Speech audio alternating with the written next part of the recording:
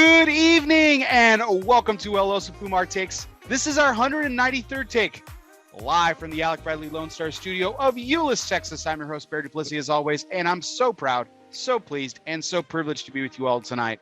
It's actually an honor tonight.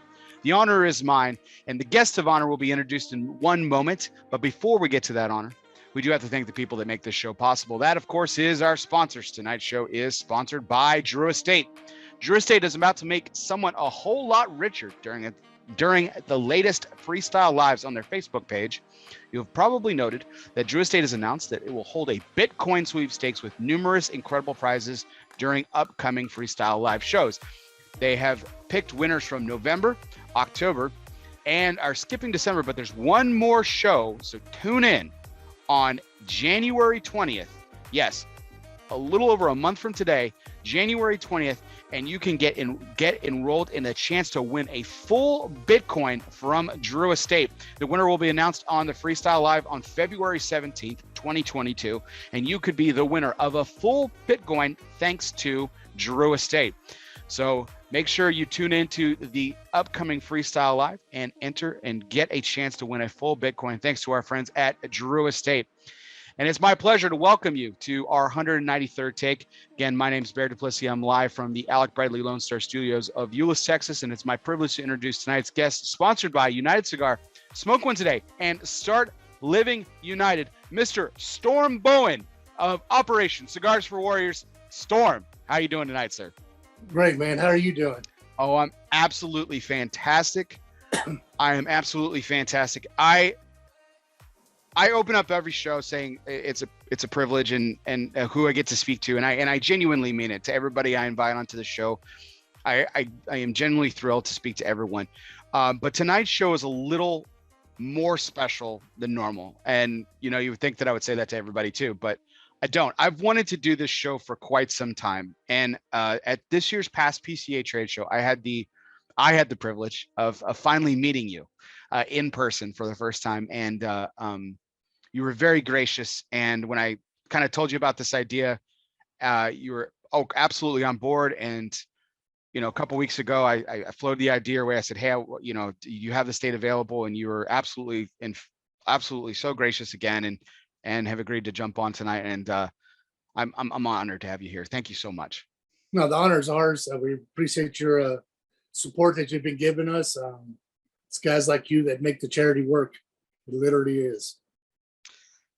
Well, we're going to get a lot of talk into the charity tonight and the whole purpose of tonight's show. But I mean, let's warm up our I guess our taste buds, so to speak, and everything. What you've already lit up tonight. What are you smoking tonight?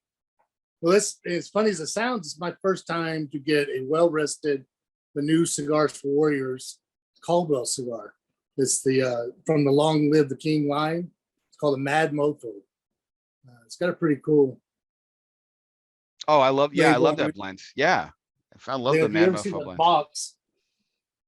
He made it a little bit different as far as the blend, the box style. The size is actually a little bit different shape or size. It's supposed to be Robusto, but it's a little bit. He wanted to make it all a little bit different. And I like the way he put. We were talking about the original. We finally decided on a certain cigar. And I said, "What do you consider the taste of it?" And he said, "You know what? When people ask you, tell them it tastes like freedom." I thought that was probably the coolest answer I've ever gotten. Because I'm not one of those guys that can taste, leather from a cow in Connecticut field from the 60s. I smoke something that tastes good or it doesn't. And I'm really, really enjoying this. It's fantastic. I really love the original Mad Mofo blend, and that's really cool. Robert's done a really great job, him and Tony, with the old Lost and Found series of really, and just their whole, I guess, give a fuck tour is what they probably call it, and all the work that they're doing for so many charities, and that's awesome that they pitched in for Cigars for Warriors too. So that's great. Yeah, it's pretty neat. The whole Synergy program is, I think we talked about it at the trade show. It took off. It was something that was supposed to be kind of an idea, talk about other programs within the charity, something that we never thought anybody actually want to do. And within one trade show at TPE, we had the 6 companies. We didn't really want more than 6 because it's designed for the donation centers, and it's designed for our supporters who want to try a limited edition showcase cigar. Well, if you do like TAA does it or a couple other programs, they get too many cigars and you get guys who can't keep up with them. And so instead of trying to keep up as best they can, they just quit. The shops will get frustrated. They just won't carry any of it. So we chose 6, and it's been, like I said, the whole premise of it is these manufacturers will make one of their showcase cigars, not as a regular one-off or a shop, but a showcase. And it's only for the donation centers. And what's even crazier is they do the selling of it, and then they turn around and give us 100% of the profits that the manufacturer makes. I mean, that's unheard of. If you think about it, they're doing pretty much all the work.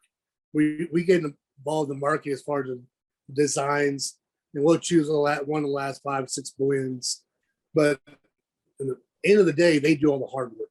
They do the selling, they do all of it. So it's been a pretty neat ride. It's been an honor that these wonderful companies jumped on board with this. I mean, one, it's a lot of trust between both companies to do it. But for the fact that it's all going back to the charity, it's just unheard of. No, we're gonna get to just how great the charity has been, how well it's taken off in the last years, and also to speak to your impact. And when I say your, and this could obviously include you two personally, but obviously the organization, the impeccable reputation you guys have built in the nonprofit sector specifically, not just amongst us all cigar smokers, but that was something that I was really impressed with your work just too. And I was even speaking with a couple of my relatives who work in the nonprofit arena, and I said, yeah, I'm really excited to have Storm on, and I was telling about this, about some of that background. We'll get into it here in a little bit, and they were very, very impressed with it as well. So that's high praise from some people that don't even smoke cigars. Well, that's good to know. I like hearing that. So, well, I thought we'd have a little bit. And I'm smoking a cigar from Howard G Cigars. It's he's got a couple of them, and this is his special edition, his limited edition. It's called the Black Moses, and it's a Bellicoso, almost double perfecto. It's a really, really elegant looking cigar. I've only smoked a few of his stuff. He was actually by y'all's booth at this year's trade show, and he was a sponsor of the PCA trade show and everything like that. And I haven't seen many of his cigars around, but I was really excited to try some, so I was able to procure some, and I've been enjoying them. I don't know if you've had any of these. He's taken off finally. It's taken him a little bit of time, but I'm starting to see more and more of his stuff out there. And I can't think of a single cigar he's ever made that I didn't enjoy, at least. The first one I had of his was the Black Magic, or not the Black Magic. I'm combining two of his names. The Magic Stick, the Cameroon. And that cigar was immaculate. Holy crap. I mean, it caught me off guard, not in the sense of like I was expecting it to be bad, but I mean, it was really good. And I really enjoyed it. I really enjoyed it indeed. So, before we got into a little bit the whole story and everything, Storm, I know I'm anxious to kind of hear a little bit about this, and so is my audience and everything. I thought we'd have like a little fun with something, but I get asked all the time, and there's actually a kind of a guilt that runs through it when I get asked, but I get asked all the time if I served in the military. And I'm like, no, I actually didn't. I'm a proud son of a veteran. My father served, and I have many relatives, including 2 brother-in-laws, my father-in-law, my stepmother-in-law, and my mother-in-law, all who served proudly in the United States military. And I started asking, like, do I give off a vibe like I'm ex-military? I don't understand. And they're like, no, your beard. And I just figured you're ex-military. I'm like, my beard? What does that have to do with it? So, speaking to an ex-military man and an impressive fellow beard artist, we'll call that. I mean, is there something to that? But I've gotten that quite a bit. I know a lot of and I would say the Army more than anything. But don't get me wrong, there's other branches that do the same thing. But I found it more in Army guys than anything. For whatever reason, a lot of us, we retired. It's time we're done shaving. no more shaving, this, and so we just grow it out.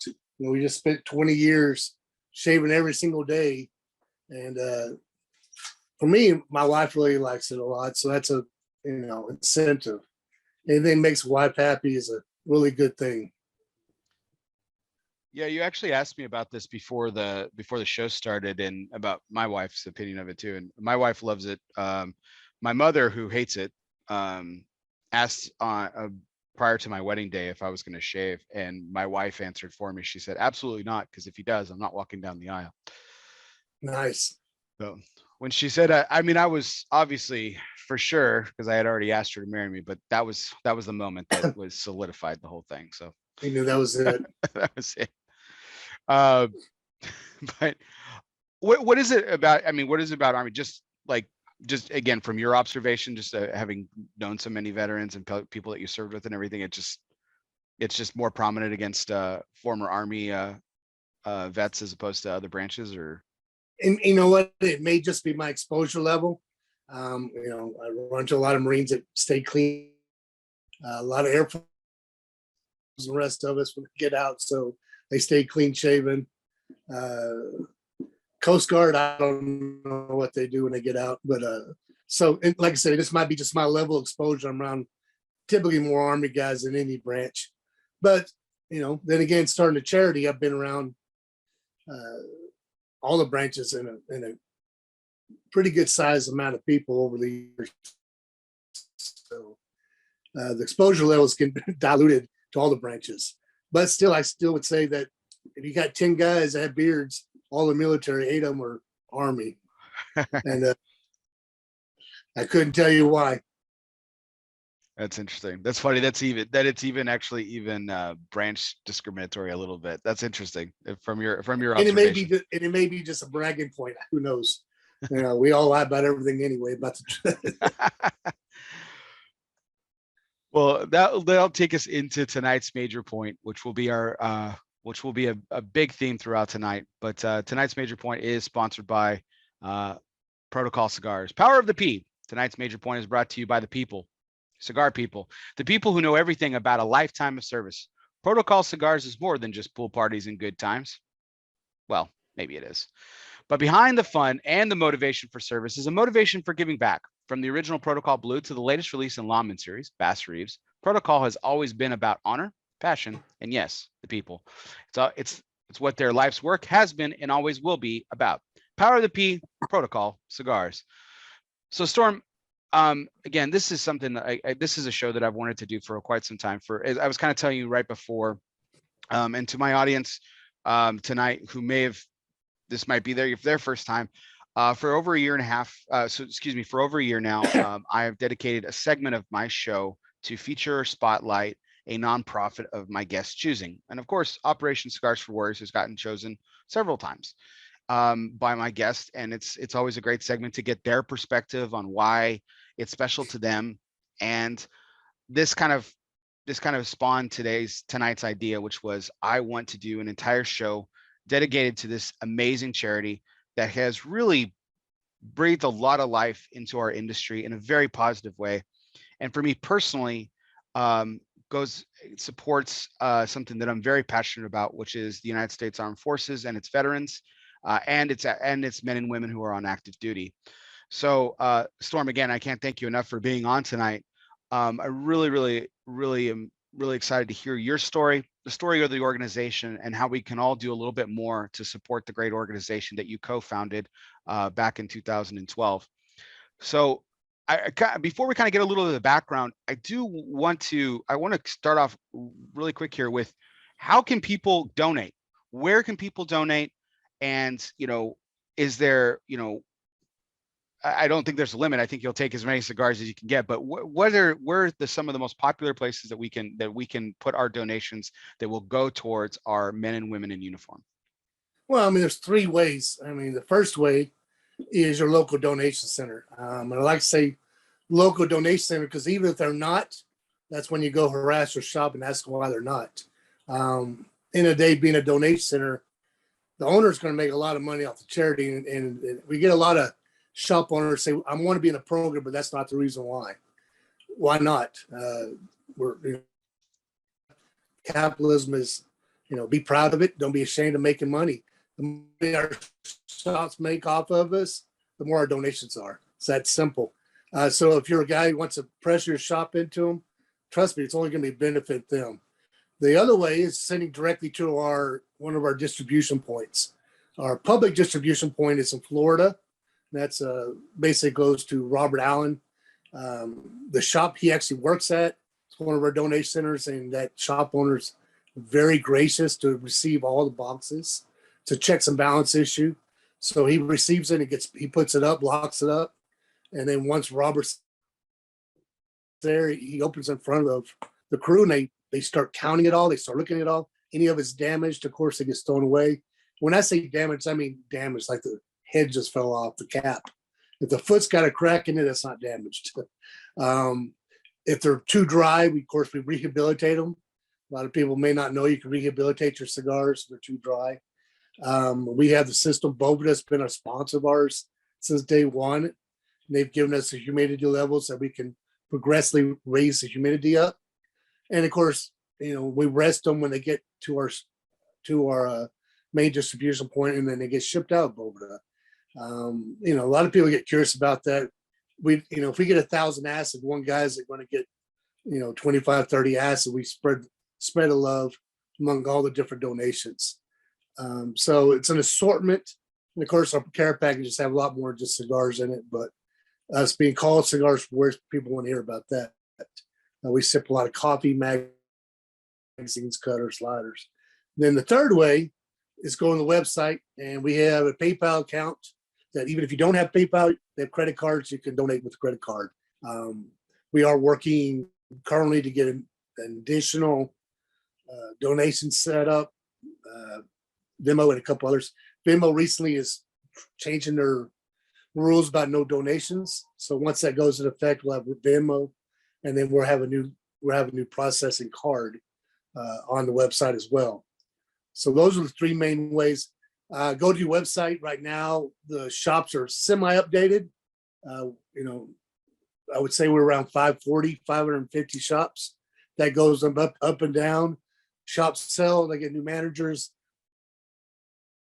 New managers don't know what the program is. It disappears, bring it back. It's a lot of back and forth.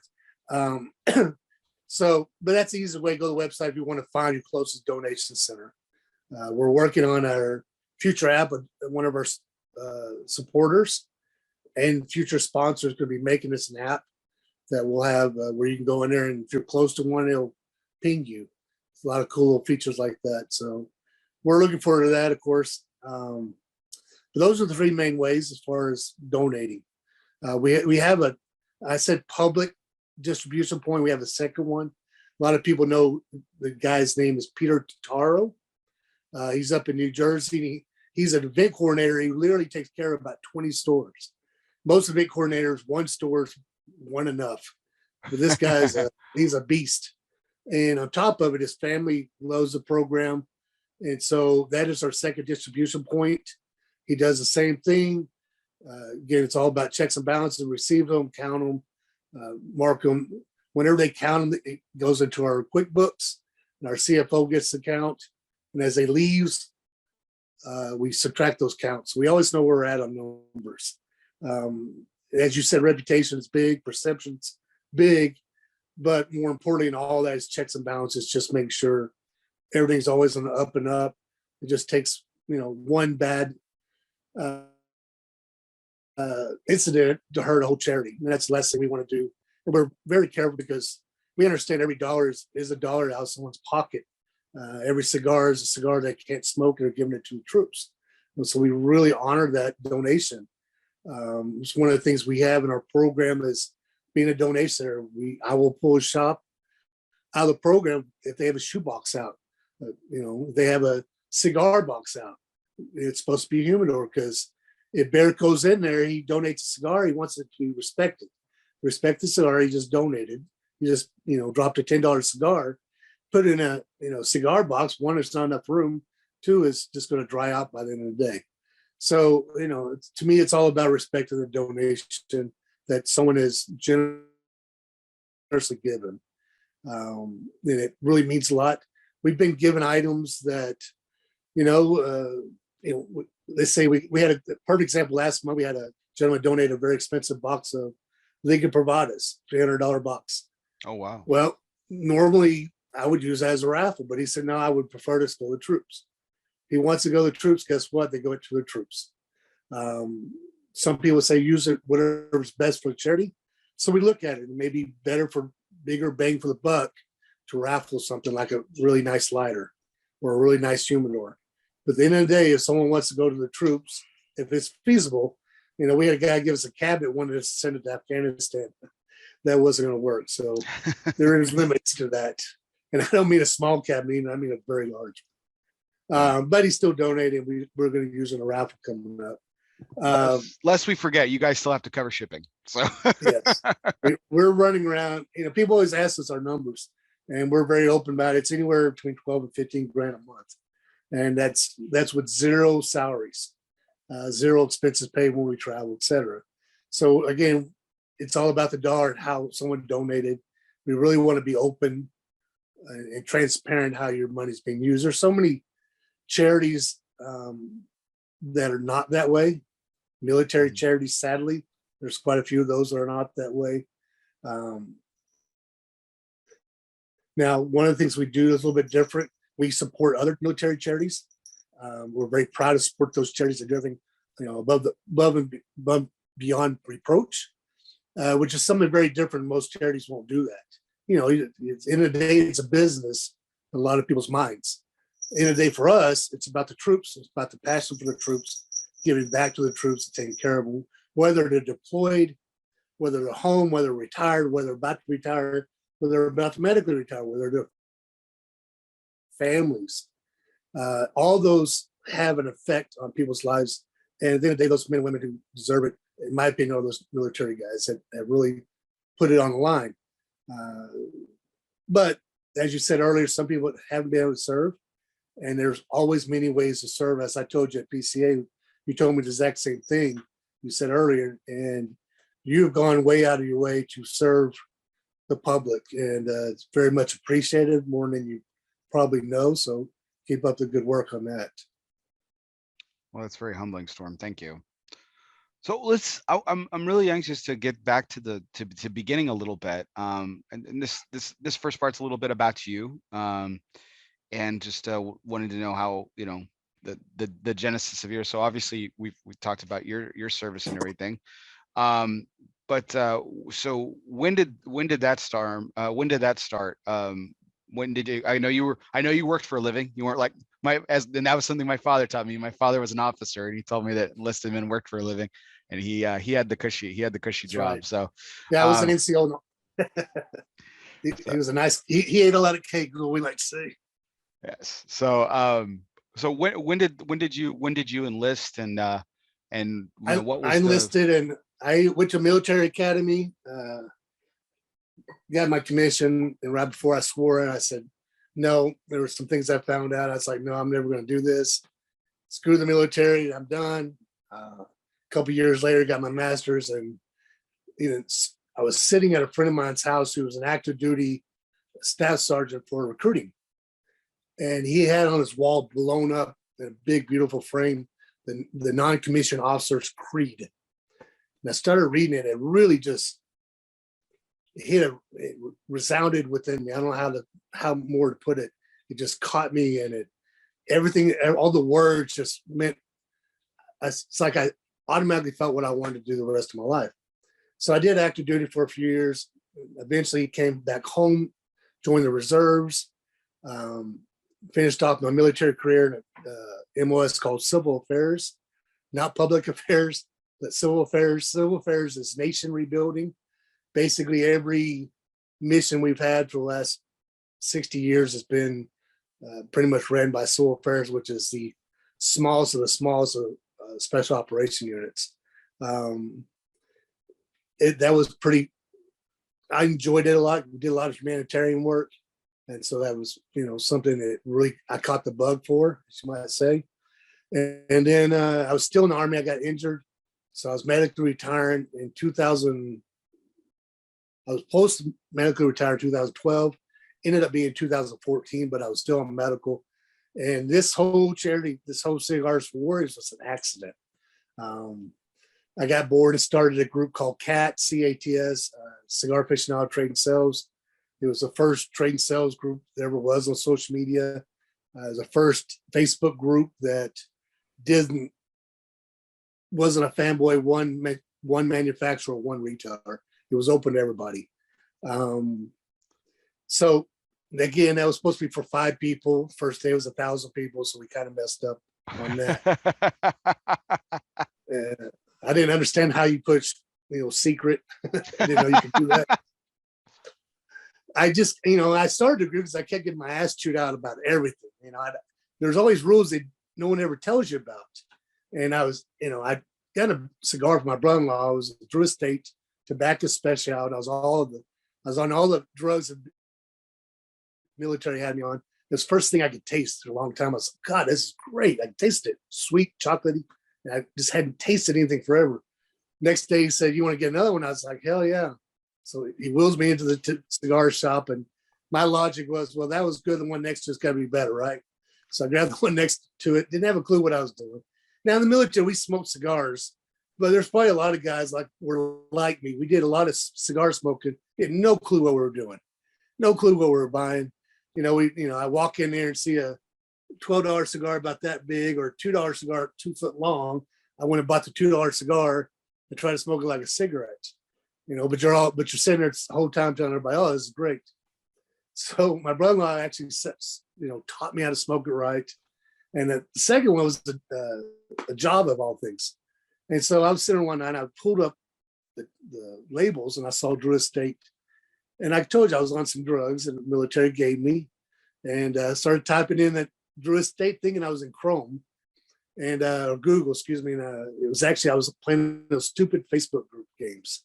And I was on thought I was one of those games. And I actually typed the word Drew Estate into Facebook, and it opened up to a cigar group. And I was like, what the hell is this? People sit here all day long talking about a cigar company.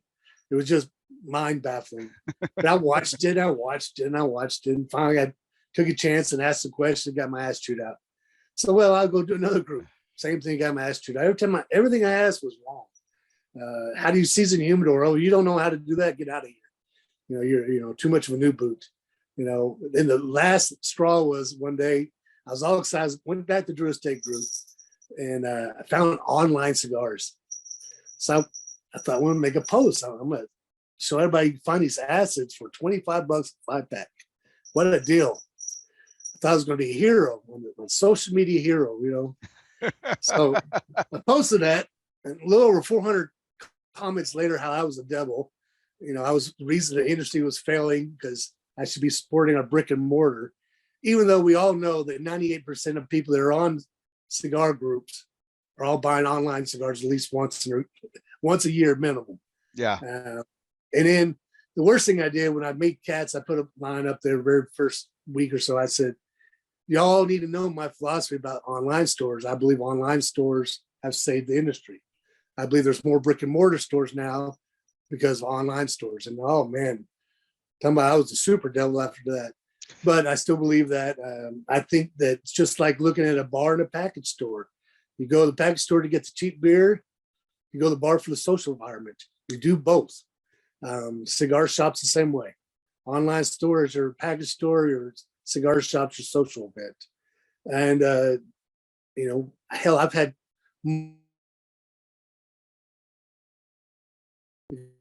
because shipped to them, and then they got so hooked to it, they own their own stores. But anyway, again, that was an accident at Cigars for Warriors. Skip a long story about some unethical gentleman that was running another community called Cigars for Troops. Helped him, got a bunch of us involved helping him. Kind of found out he was a little bit less than honest. So one of our co-founders, her name is Elaine Dibinato. She is, in fact, the last of the other co-founders except for myself. And she calls me one day and says, I want you to do this program. And the word stuck to my head, and it still is stuck in my head. With all the brain damage I have, it's amazing it's stuck in my head. But She said, the mission is beautiful. And it, 3 simple words just resonated with me. The wife said, you should do it. It's the most excitement I've seen you do in a long time. Something you can do. So we got everybody together, minus the unethical gentleman. And I said, well, if we're going to do this, we're going to go fast. We're going to go hard. We're going to do it by the book. And I don't want to run anything. So 2 out of 3, I got it. We went hard, we went fast, and we did it by the book. 501, we did our associations, got our Florida nonprofit, then we did our 501c3 and all the nightmare paperwork with that. And again, this was supposed to be a small hobby. I think I told you this in PCA. All of us are going to do this 1 or 2 hours a month, maybe that much time. So the first meeting after I already got, suckered into being the CEO, I said, okay, we got to have an impossible goal the first year. And here it is. I was excited about this. So we're all sitting on this Google Hangouts looking at each other. We're all from different parts of the country. We actually have a guy in Afghanistan, of all things. And we're sitting there looking, I said, I don't know, 800 cigars. And I got cussed out. Where the hell we're getting 800 cigars? There's a lot more 4-letter words got thrown at me. Where we're going to find groups to deliver it to, where we're going to get the money, where we're going to get the cigars. I was like, do you know how much 800 cigars cost? Yeah, I can hear it. I can hear it now, even though I wasn't on it. This is a 1-year goal. I said, well, guys, that's why it's an impossible goal. We've got to have something to strive for. And so the first month we actually shipped 860 cigars. No clue what we were doing. And by the first year, we sent out 92,300 cigars. So we kind of broke the 800 cigars the first year. And every month we kept saying, okay, we'll slow down next month. Once we get this done, it'll slow down next month. Okay, once we get this program built, it'll slow down next month. Well, we're about hitting the 10-year mark, and it hadn't slowed down. In fact, we're busier than ever. So I guess I can say is that, I'm glad it wasn't just 1 or 2 hours a month. I probably would have been very bored with it when it stuck with it. I'm glad to see that it was the people.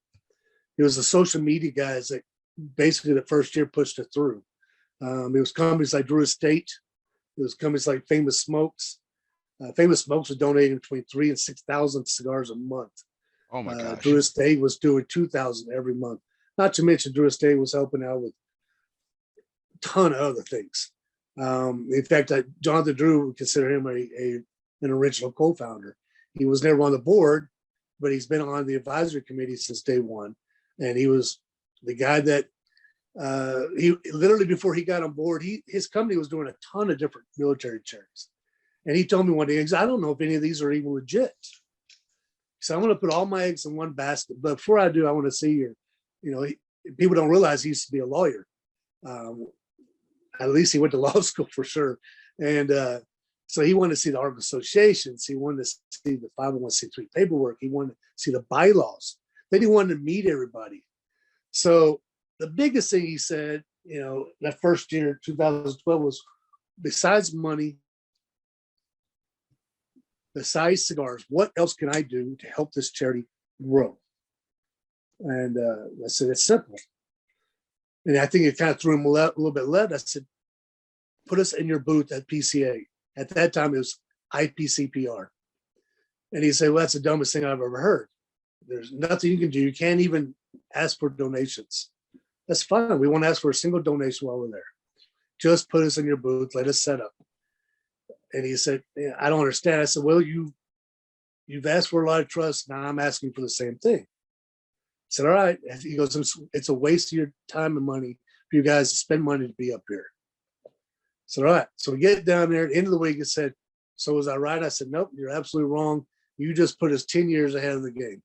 By us being inside Drew Estate's booth, everybody knows in the industry that you guys go nuts about doing your research.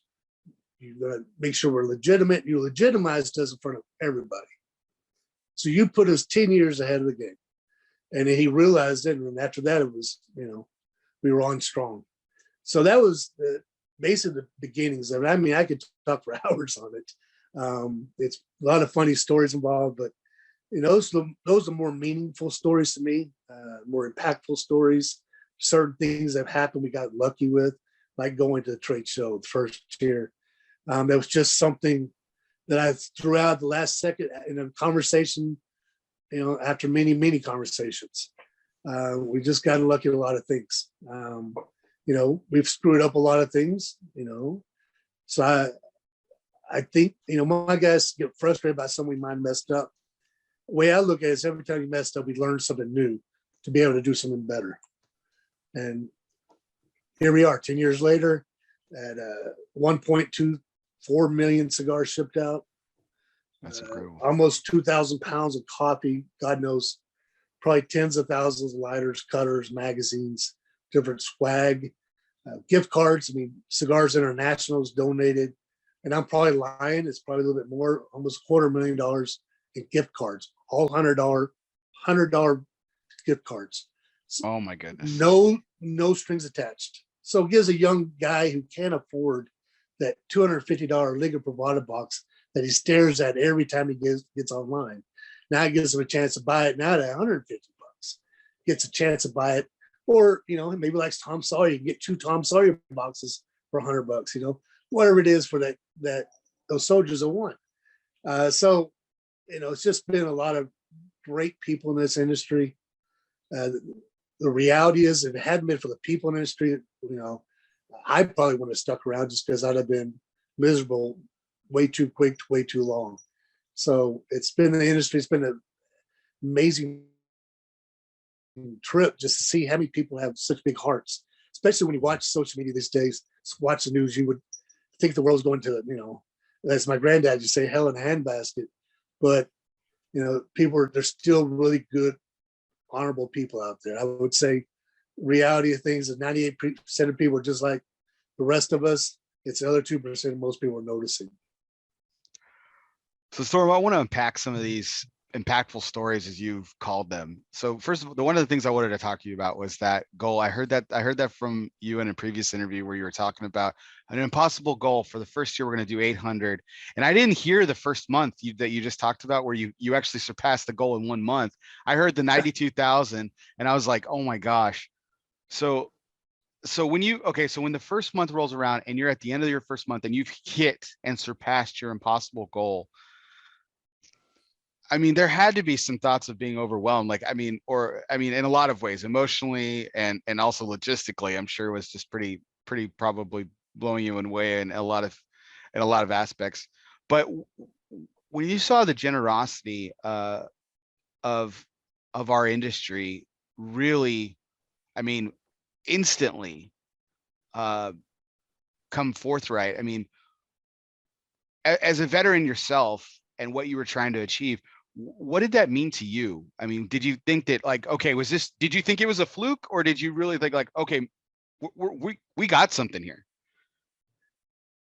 Well, there's a gentleman named Ben Edmondson who was one of the original co-founders. I've said it before. I always think he was the heart of the charity. He was my conscience. Every day we fought about something. I saw left, he saw right. But we have the same religious philosophies. We were both scientists. So a lot of things we understood. And once he got over the fact that I never got upset about arguing, and he realized every time we argued, I came up with a better idea that worked, because he did see things that I missed. And at the end of the day, it's all about the holes you miss. He was inspiration for a lot of things. He did a 3-year survey, going to different military social media sites, asking our guys, going to cigar groups, asking what is the number one request item our men and women want. He had, I want to say 12 different items, and he had an other box. Well, and I may be lying, it might have been around 5,100, 5,200 people he had on his sample list. But the majority of it was cigars. By far was number one. Number two and number three were flip-flop, depending on what year it was and where they were at, was coffee and video games. Well, I don't drink coffee. I drink Diet Coke.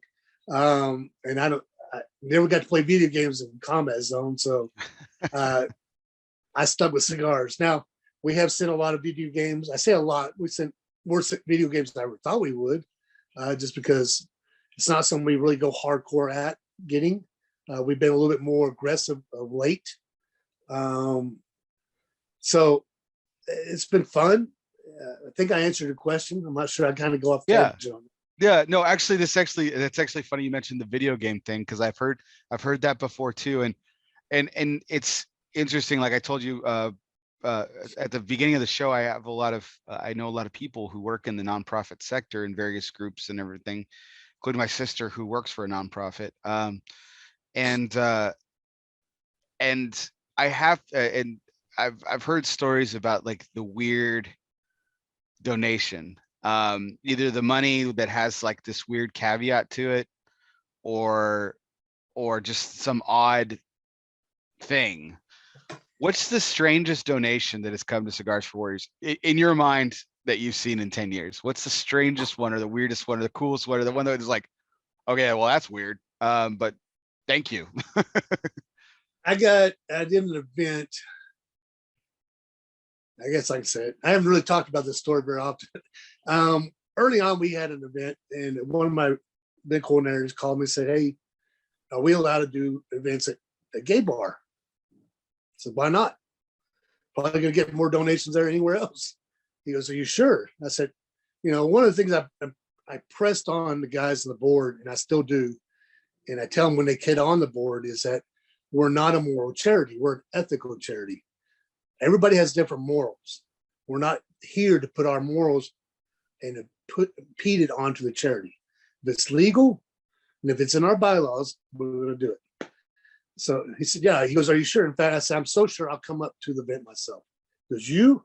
And I'm like, what do you think? I'm like, did I stutter? Yes, I'm coming. I'm sure he's looking at me thinking, this guy, yeah, I'll be up there. So I go to the event, and about halfway through the night, I had about 4 ladies come up and start talking to me.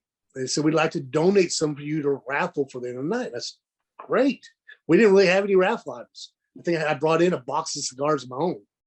And what they were was an assortment of dildos and sex toys.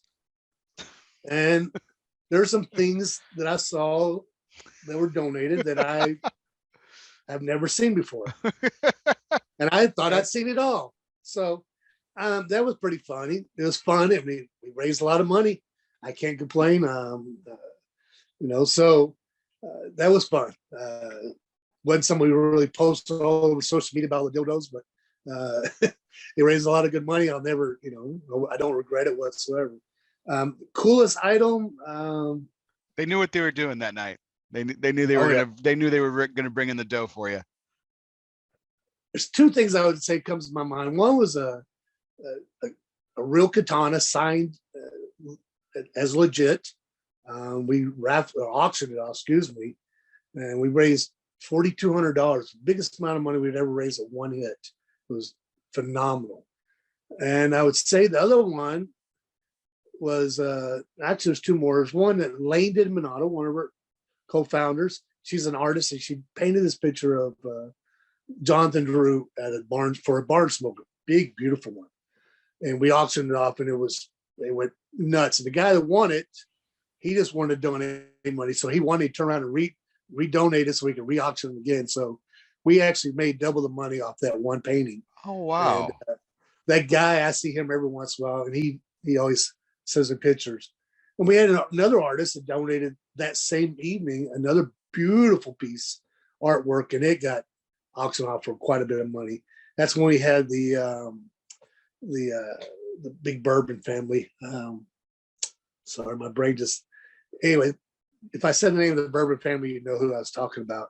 Hard as hell to get the bourbon. They were there, and one of the sisters, she got the second painting. The other one I was going to tell you about is in the very beginning, gentleman walked up, gave me a box of cigars about so big, and it had paperwork with it. And it said, "These are pre-embargoed Cubans." He goes, "I want you to raffle them off as much money as you can make for the charity." I said, "How much were they worth?" He goes, "I have no idea." I said, "You raffle them off." I said, "All right." So I go to my local cigar shop, having no clue what I was looking at. I only smoked a few Cubans in my life. I realized for that kind of cost of money, I was going to smoke Nicaraguan, Honduran, whatever. So I'm sitting there. Another shop owner who was friends with a shop owner in my hometown was there visiting his mother in my hometown, Lubbock. And we started asking questions about another guy was sitting with us, and they started, talking notes. And the guy said, I think it's about $2,500. I said, wow, for a box of cigars that, probably lost all flavor after how many years now we're talking about. And the guy across me goes, sits there, writes out a check for $2,500, hands me the check. He grabs the box, pulls out one cigar, hands them back to me, and says, you cannot sell them, you cannot raffle them, you cannot give them away. Those are yours to smoke. I said, well, man, I can't imagine smoking these. I'd feel too weird about it. He goes, that's the deal. $2,500. I keep one, the rest you keep yourself. So that was the first and one of the very few times I would ever accepted a gift while I've been doing this. It's something that, one, I harp on. You don't ever ask for anything personally for yourself. And, gifts like that you should never take. It's something that, you're in charity, not for yourself, for the cause. Mm-hmm. So that was one of the hardest things I ever had to do, was accept that. To this day, I still have half that box. The rest of them actually gave them away to big donors. So I kind of broke his rule, but I did keep the box. Those are probably the coolest thing. Nothing really nuts. One of the coolest things I have seen that I don't ever talk about, we had a big coordinator who's passed away, Rick Neese's cousin, Robert, and he painted his Jeep CFW with a big CFW logo right down the middle of it. The words, the websites on both sides, the red, white, and blue logos on each side of the tank.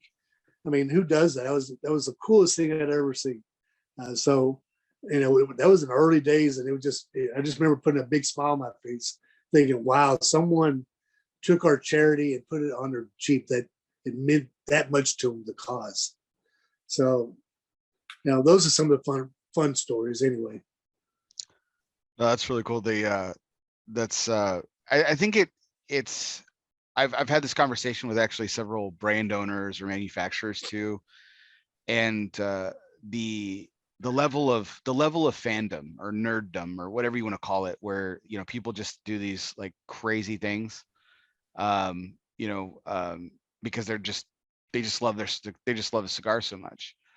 And I think it's just this industry, they latch on to some certain things. And there's a few people in the chat tonight, and I know one of them pretty well, Matt Cade of the Tuesday Night Cigar Club, and he had a great compliment that he passed along earlier in the chat, where he was saying how we talk about this, disruptors or the people who have really impacted this industry, and he said that you were one of the most impactful people in this industry, and the time that you've been in it. And I agree. I mean, I agree with that, Storm. I think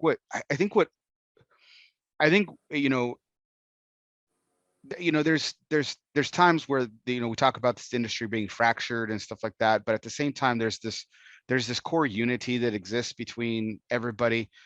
But one of the pieces of glue, one of the types of glue that really in my time in this industry that I've seen, is this charity that you co-founded. This is an organization that everybody's behind. I've never seen anyone speak poor about it. I've never seen anyone but laud praise upon it. I've never seen anyone, give anything but support for it. And it's always like the go-to charity of choice, or the go-to thing of choice. If we're going to do something for a better cause, let's do Operation Cigars for Warriors. And I have to hand it to you guys. Like, I mean, what you all have built in 10 years, I would say is more impactful than some of the most impactful brands that have come along in the last 10 years. So I think that's a testament to you and the people and all the countless volunteers and all the blood, sweat, and tears that you have all put into it. So that's a boon to you and all your co-founders and everything. So you mentioned Ben Edmondson, who unfortunately has passed away, but he was a big part of getting this off the ground and everything. What was one of you said you guys used to kind of butt heads a little bit, but it was all for the better. What was when at the very beginning, when y'all wanted to break away from this other charity that you found out was, not so legitimate, what was the, was there, I mean, what was there concern, or was it just this diehard devotion to the mission of like, hey, we have to be above board on this and we're all in? But was there any fear or concern? Yes. I mean, the fact that we just left this guy, he didn't win a charity. In fact, the name he went by was Cigars for Troops. And he was so illegitimate. I ended up buying that, getting that name and getting it for us. So I own that name, Cigars for Troops. That way he can't ever go and use it again. That's how he lived. He didn't even own the name. Now you'll see other shops will have it as a program. They just don't know any better. And I don't really have a problem with it. In fact, I would say it was great that it happened, as weird as that sounds, because it really put an emphasis on our checks and balances. It really put an emphasis about being above reproach, an emphasis about transparency. Of course, we don't tell everything. No one does. That's insane. But when people want to know the money's being spent, we tell them. People want to know the cigars being used, we tell them. People want to know, in fact, under guidestar.org is the premier watchdog group for all nonprofits in the United States. A little over 3.7 million nonprofits. Those are not even 501c3s. Those are just nonprofits. And some became 501c3s, some didn't. That includes churches. To get on there in a good way, it's hard. They're the ones that broke the news in 2016 and 2017, what Wounded Warriors was doing, all the shady stuff, how only half a penny at the end of the day went to the troops of every dollar donated. And that, 88 cents was going to salary, stuff like that, crazy stuff. So we got on there in a bronze level. It's a good thing. And we just kept going up in the levels and putting more and more transparency, more and more information, metrics and programs and philosophies and all this stuff. I mean, I think they got all of our underwear size, in fact. But once we got all the information in there, we ended up getting platinum. When they sent us an email, when we got platinum saying only 0.025% ever make it this level. And that just really kicked me in the head thinking, wow, that's very low numbers when you think about 3.7 million. And we are considered the most non-politically correct charity there is, yet we're also in the top 0.25 percentile of transparent charities. That's something I'm very proud of. It's been a lot of hard work to get that area. Greatnonprofits.com, which is like Yelp for nonprofits. They put us in the top 10 percentile. I'm not sure how they judge that, but I'm not going to, look to give to horse in the mouth either. I think that was just a lot of people putting a lot of praises, a lot of great comments about us. But yeah, I think I answered your question, right? Yeah, no, and that's actually something I wanted to get to, was this platinum level that you got to, and this was in 2019, and that's so small, so few nonprofits actually get this distinction. And I mean, that's something, that's incredible. It's incredible. And it's not just incredible for the industry. It's really incredible for the true cause behind this, because this isn't this organization, make no mistake, it's all about and fully engulfed and entrenched and interwoven in the industry, but it's not about the industry. It's about the soldiers. It's about, our men and women in uniform. And when you think about all the military nonprofits that are out there, you have to be the top. If not I one. wouldn't say we're the top by any means. There's a lot of phenomenal charities out there for troops. And there, sadly, there's a lot that are not, they're there for the money. Wounded Warriors started out great. I'm sure it is now. Maybe they cleaned up a lot of their act because it came out, got spotlighted so hard. Soldier's Angel started out phenomenal. They got taken over yet again by another lawyer. But there's some really neat charities out there. Hunts for Heroes was one that had a lot of impact on me when I was injured. You just never know what charity it is going to have that huge impact on one person and save their life. One of the things that we started this charity was just simple, very simple mission was say thank you. Had nothing to do with all the things it's turned into, but all it was truly wasn't anything we had foresight about. It was nothing we imagined a million years that we'd have so many military personnel recognize us. It really just was a simple way of saying thank you to we thought it was going to be a very small percentile troop smoking a cigar. And, a lot of people don't realize is that they have to request it. We just don't randomly send this 1.24 million cigars out. They're requested and then they're vetted. That's the one thing that we, beyond any other charity that's out there that we can do is we can vet. There's not another nonprofit that sends packages to our deployed troops that can vet those troops. A lot of people don't realize just because an APO is not just U.S. troops. It's sometimes our allies, our British, Canadians, Albanians, whatever.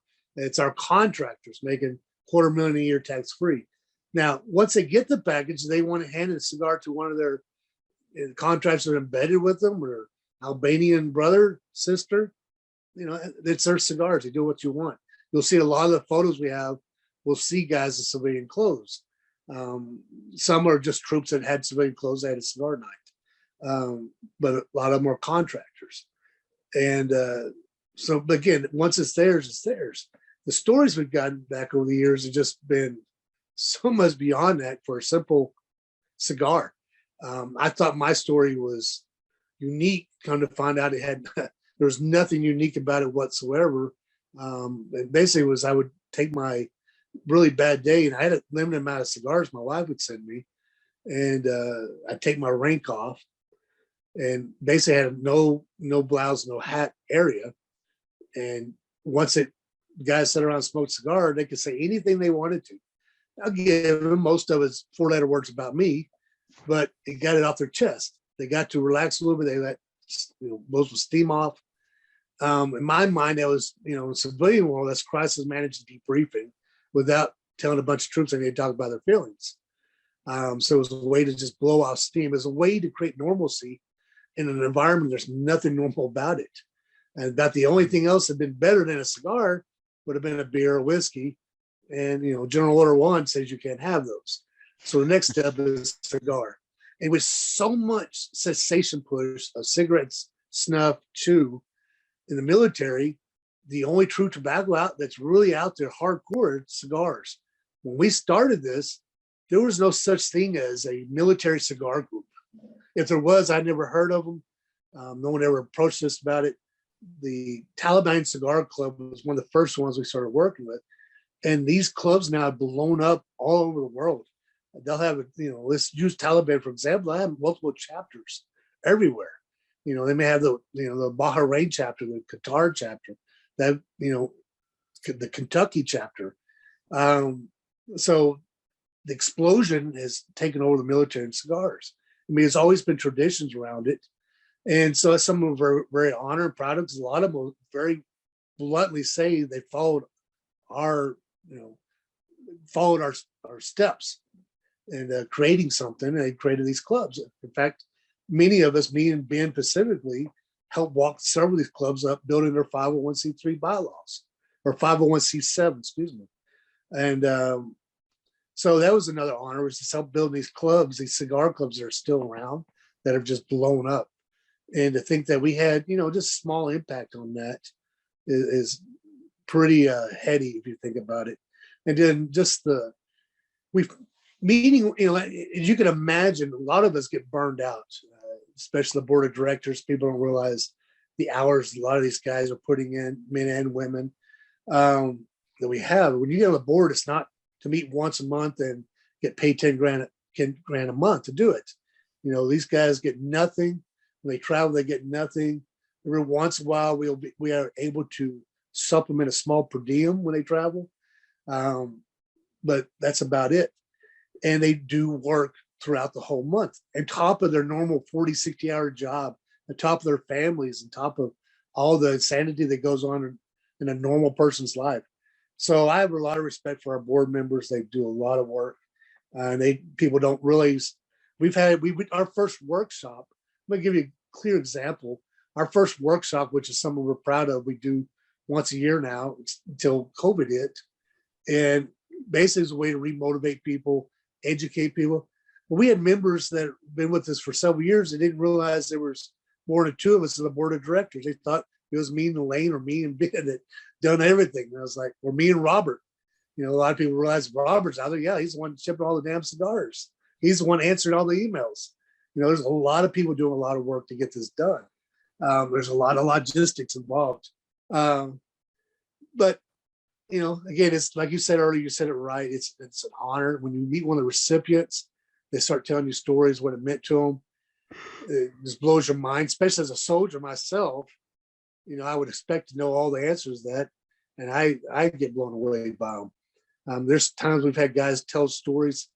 I remember specifically 2013 in Cigar Fest, we had two different occasions where guys walked up to us and told us some stories, and we ended up gaining like 12 volunteers that day, and 9 of them are still with us.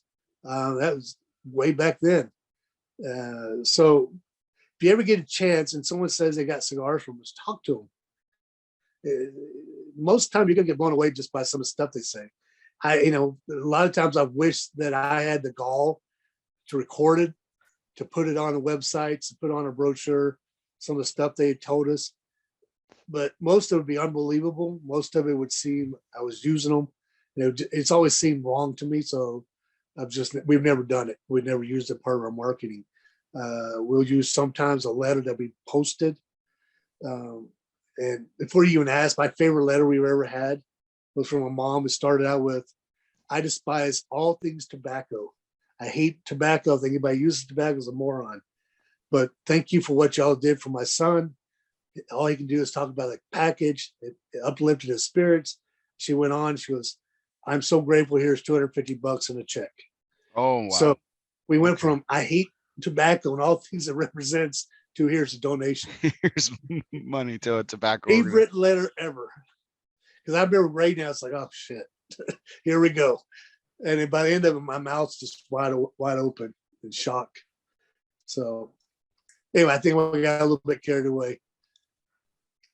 No, there's so many things that you're hitting on, Storm, that I've wanted to talk about, because I've heard these stories in either from other folks that are part of the organization or in a previous interview that you've done, and I just it's really just fantastic. I mean, it just goes back to what we've been talking about for the last couple of minutes, just the transparency that you guys have put out.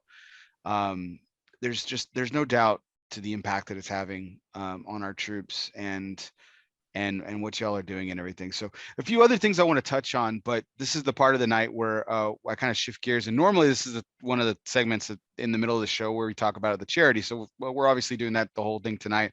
Before I go into our first fun segment, though, I do want to encourage everyone. I posted it in the chat earlier. I'll be posting it later on in the show notes. You can check out your local donation centers. They're available all throughout the country. There's dozens of them. And like Storm said, if your local shop, your local brick and mortar isn't one, you can always harass the owner into becoming one. So it's a good motivation to have, because what a great organization this is that we're featuring tonight. So and then I'll also be posting a link to donate here in a little bit as well. But this is a segment that we call One Must Go, and we're gonna do a 2-for tonight. Storm, you're gonna get two sets of questions here. But the whole thing about One Must Go, if you haven't witnessed this show before, is I give you 3 things and one's got to go, and that one that's got to go is up to your interpretation, like why it's got to go, or what it means to you and stuff. So one's very personal and the other one's like a little bit of fun. So we're going to start with the fun one here, or the personal one here, in just a second. So, but as always, tonight's One Must Go is brought to you by United Cigars, featuring La Giana Havana, distributors of Jose Dominguez, Bandolero, Garofalo, and the highly acclaimed Atabey and Byron lines. So smoke one today and start living united. So Storm, here we go. You have organized and been part of what I would call three amazing organizations, if I could generalize it into one term. The United States military, organizing cats, the social media group that's now turned into an incredible event each year, and that does great work for the organization that you co-founded, which is, of course, Operation Cigars for Warriors, what we're talking about tonight. So one's got to go. Storm, serving in the military, organizing cats, or organizing a nonprofit. Now, it's up to your interpretation in terms of if you want to think about it as level of difficulty, or one that's, that if you had to do over again, you wouldn't, or I'm not putting words in your mouth. You're up to your interpretation, but one's got to go. And obviously this is for fun, everybody. Storm's not, this isn't serious or anything like that. It's just for fun. So Storm, one's got to go. Which one's got to go? I would say serving the military, because in a day, all I could say is that is the single greatest honor I ever had of doing anything. So I would say that would have to go.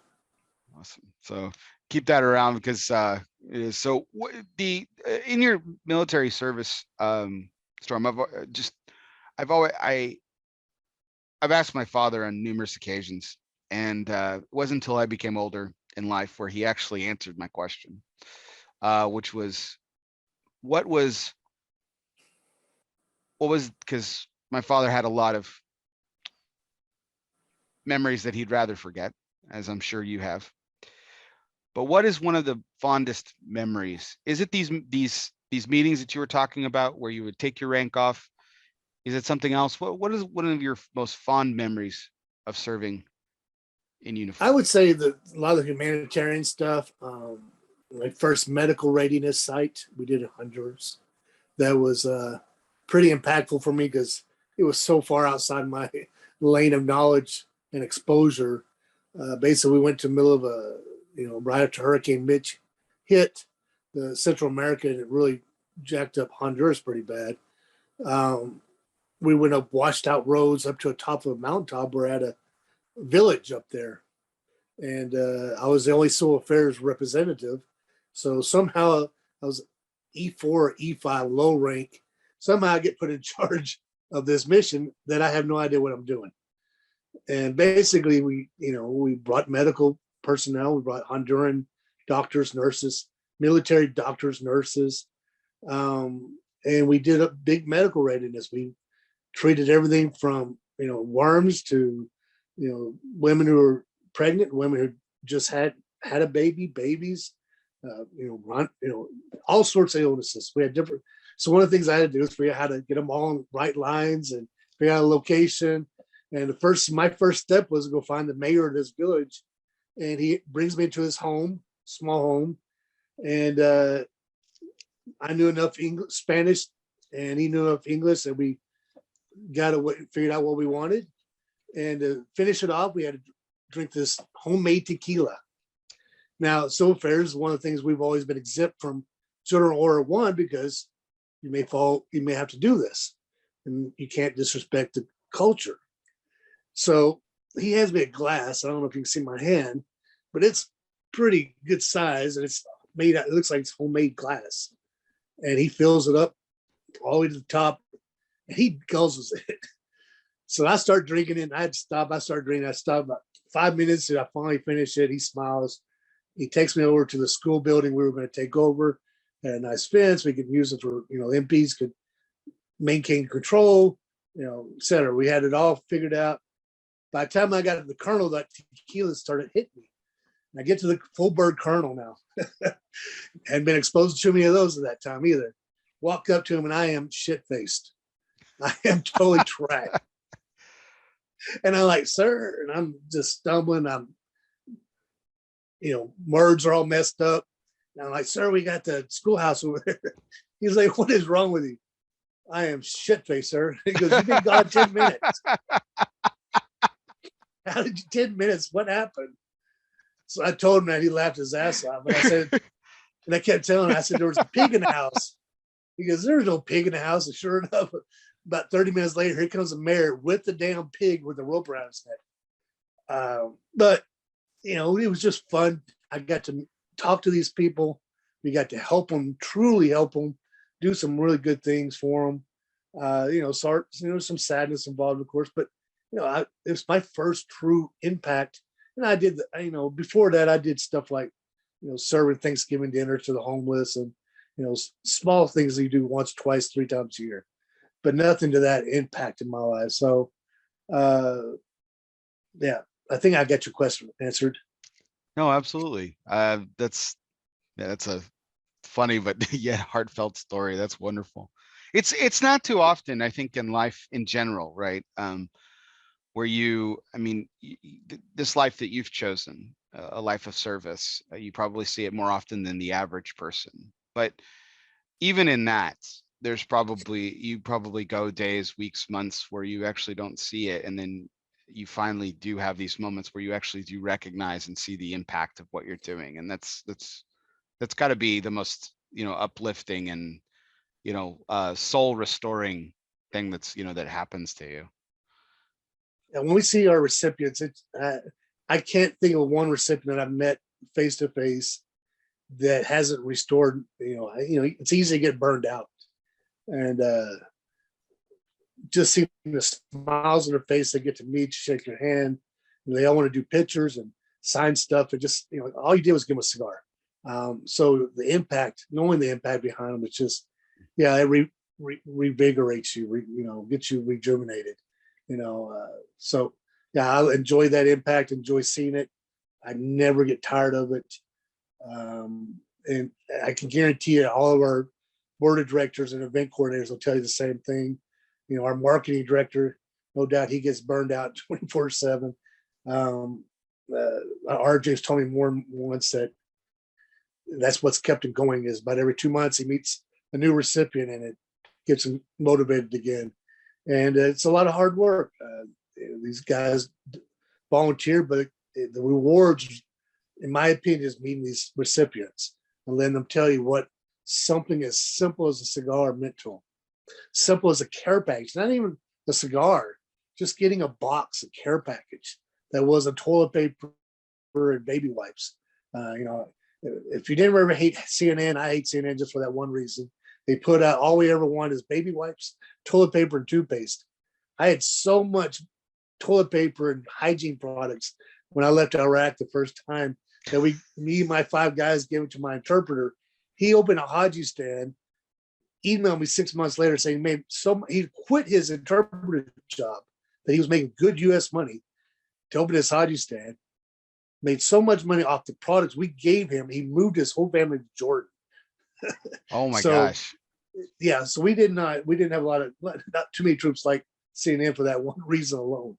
I'm sure more than that though, but yeah, the humanitarian stuff we did, it does erase a lot of the stuff that you don't want to remember. And there's a lot of good fond memories. I was, during the invasion of Iraq, I was involved putting the Ministry of Justice back together. And that was pretty rewarding, writing all the material for training academies, for the first correctional officer academy ever, first fire department academy, first EMT. We built a police academy, and building the grounds and designing them, stuff that I'd never done.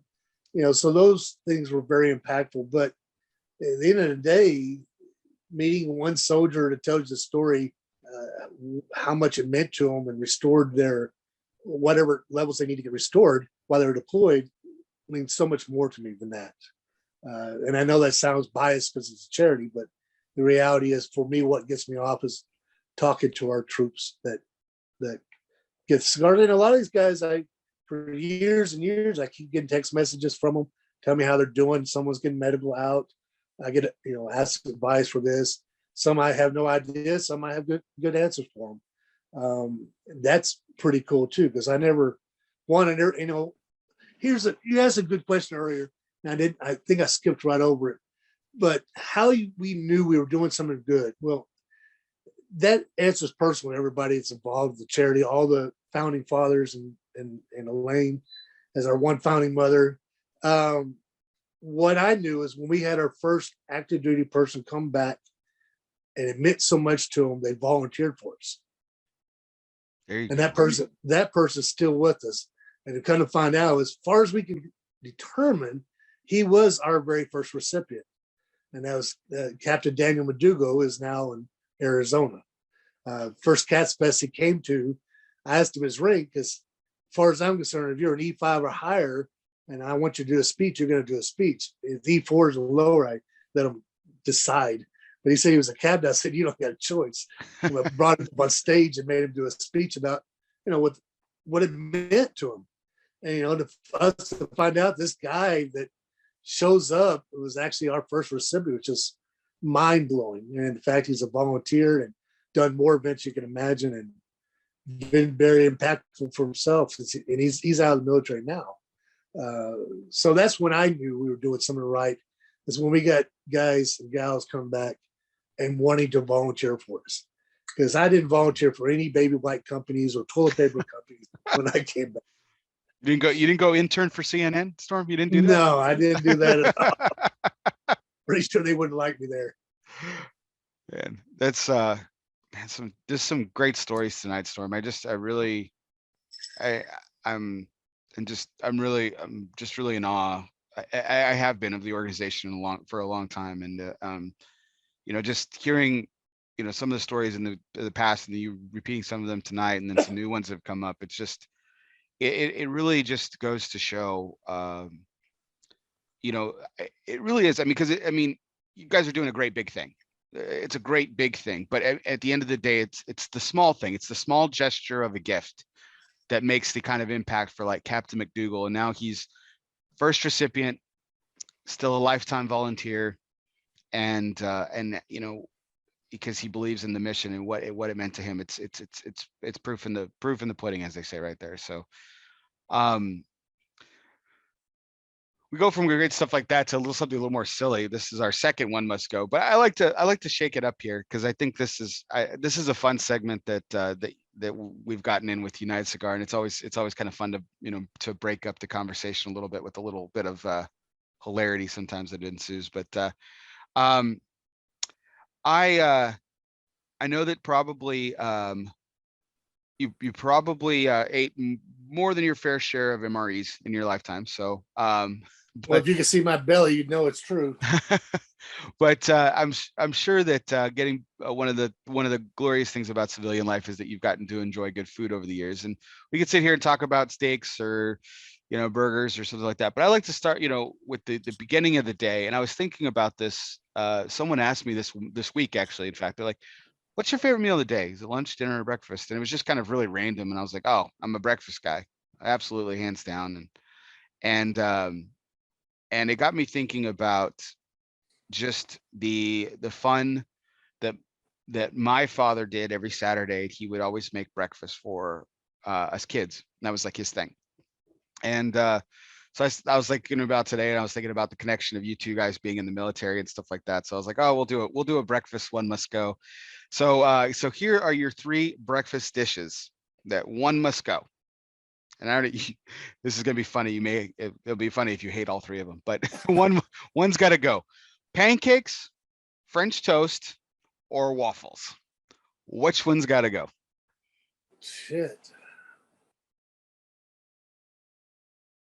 Guess pancakes. So you don't like pancakes, or you do like pancakes? Which is I like all 3. You like all 3, but pancakes is the least of the 3. Maybe it depends on what day of the week it is. Sophie's I choice. put the coin in my head. All right. So what is your favorite breakfast dish? Eggs, bacon. The classic all-American breakfast. Yeah. Yeah, sausage and gravy over some biscuits. Give me that all day. I'll gain weight all week. I'm not a breakfast guy all the time. My wife is. My wife's on a feeding schedule, so she makes sure she gets all 3 of her meals. I tend to forget during the day. So evenings when I start remembering, hey, shit, I'm hungry.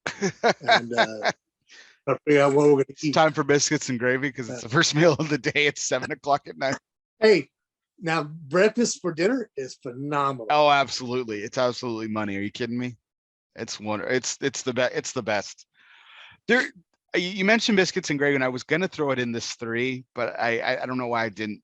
There there are a few pleasures in life that just don't compare to biscuits and gravy, and it's like the most basic thing in the world, and it's almost like they don't go together, but they do at the same time. It's so good.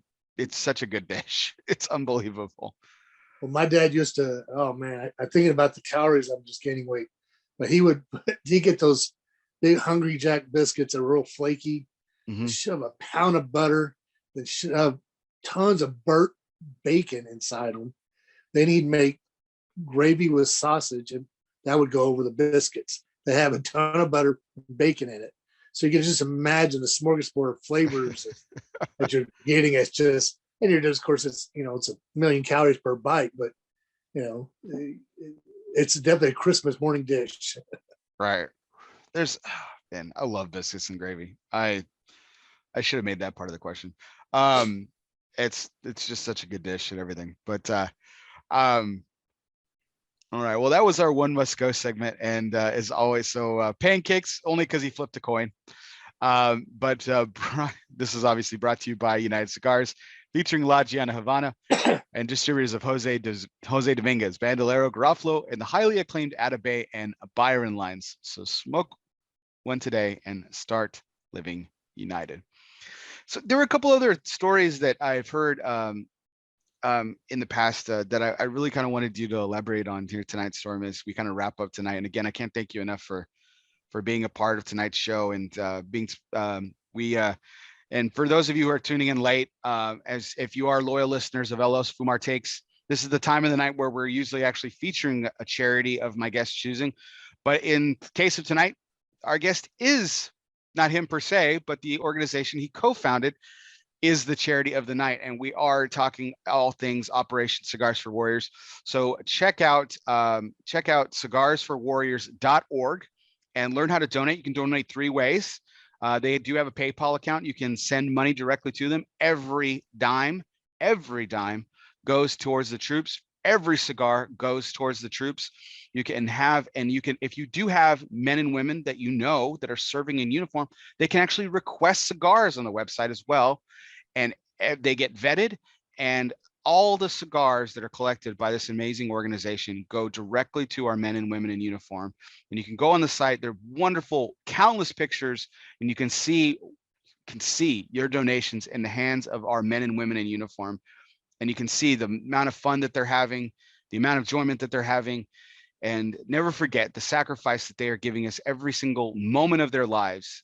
And it's truly great to see them kicking back for just a few moments in their lifetime of service that they're giving and enjoying some amazing cigars, just like we do every day. And it's that enjoyment that is really brought to you by them and brought to you by you as well, Storm, because you did serve proudly in the United States Army. And I can't believe it's gone this far in the show, and I apologize for this. But I wanted to thank you sincerely and most genuinely. As a son of a veteran, it means the world to me that you served our country and protected my rights, my liberties, and my freedoms. And it was something that you were never asked to do, you volunteered to do, and it means the world to me personally that you did that for me and my family. So thank you.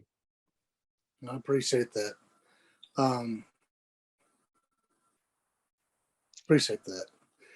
Oh, I was going to say, to really see good pictures, go to the Facebook group, Cigars for Warriors. You have to put a request in to join.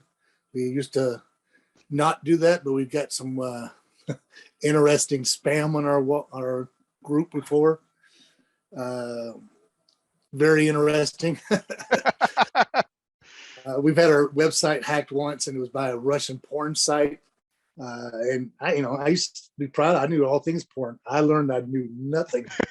Nothing. My phone at 4 a.m. starts ringing, and it's going off. I'm getting text messages, I'm getting PMs, and I'm like, what the hell's happening? I just knew something. Sure enough, it was our website.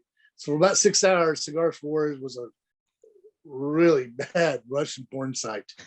And that was interesting. But on a good day, Cigars for Warriors on the Facebook group is a phenomenal place to go check out the photos, the letters, the statements.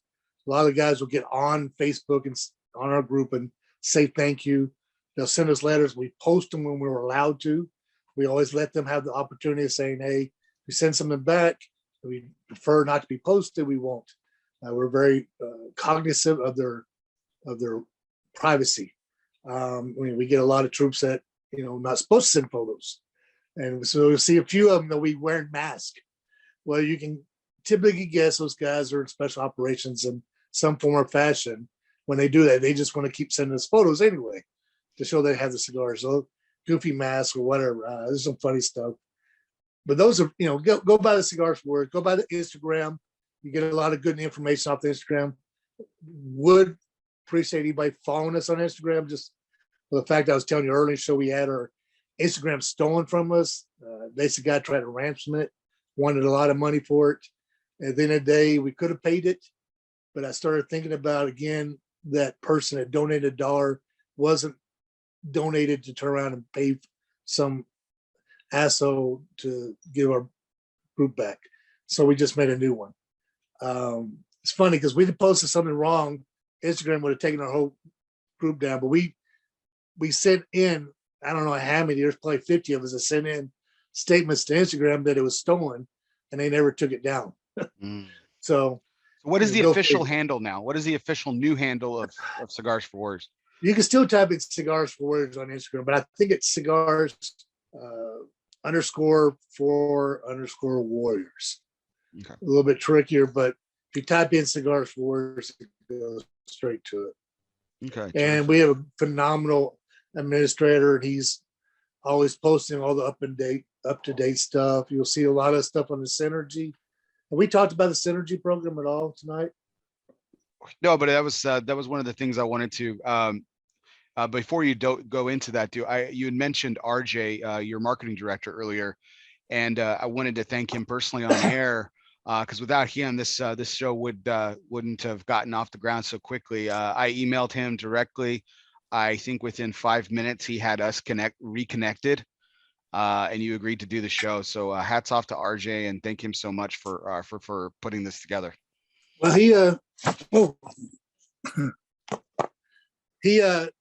I mean, that's how much respect he has for it, because normally it'd take him a day or two to, let me know about somebody. He was immediately texting me and calling me and say, hey, you need to respond back ASAP. He goes, I want you to do this show. I was like, I was already going to do it anyway. So, but he has a lot of love for you and your show. I'm sure him and Abigail both are watching it right now. Knowing Abigail, she's probably posted in a couple hundred groups on Facebook. She's pretty much a badass social media administrator for us. But we just have really phenomenal volunteers. I mean, in a day, I like to say I'm just a figurehead with a lot of phenomenal people. We've been very blessed in that. Yeah, Abigail was she was on top of it. Like she was at Showtime at 9:29. She was like, where's the link, so she could share it out, and she's been sharing it. So I really appreciate Abigail as well. So thanks to that for sure. But the Synergy program. So yeah, talk us a little bit about this and this initiative that you guys are using, and I want my audience to learn more about it. We were kind of joking about it earlier, but it's kind of funny because it's a program I came up with years ago. It's more of an example program. I mean, no way in my mind said that I believe anybody would ever say, yeah, I want to do it. And basically is I want a company to make a product, cigar or anything else. And I want you to make me a showcase product, not a one-off or something, your bottom line, but a showcase product. I want you to work in my marketing team. We have the last say in what design is, and we have the last say of the blend of whatever product we're talking about. And then I want you to sell it. And when you're done selling it, I want you to donate 100% of your profits. That means you have to show me the books of what you spent on the product. Who in the right minds would say yes to that? First one was Hiram and Solomon. Met them at a trade show. Great guys. The whole point of Hiram and Solomon when they started was charities for the Freemasons. Mhm. Both the co-founders of Hiram & Solomon were both big time Freemasons, and Eddie now as a sole owner is still a big time Freemason, and he's all about charity. He loves his charities, and he wanted to get involved. And I said, well, here's an example of a program. We got multiple ones. He goes, that's the one I want to do. I was like, holy hell, okay. Kind of shocking, but right on. I'm not going to say no. Well, literally 20 minutes later, that same day, we're talking to Robert Caldwell and Tony. Both I consider good friends. They've been at Cats Festival how many years. Robert's got a sense of humor like mine. We're very dry. And if we know that people aren't going to get their feelings hurt, we talk trash. Again, Robert doesn't always wait to find out. With me, I if you're a veteran, though, I talk trash to you, period.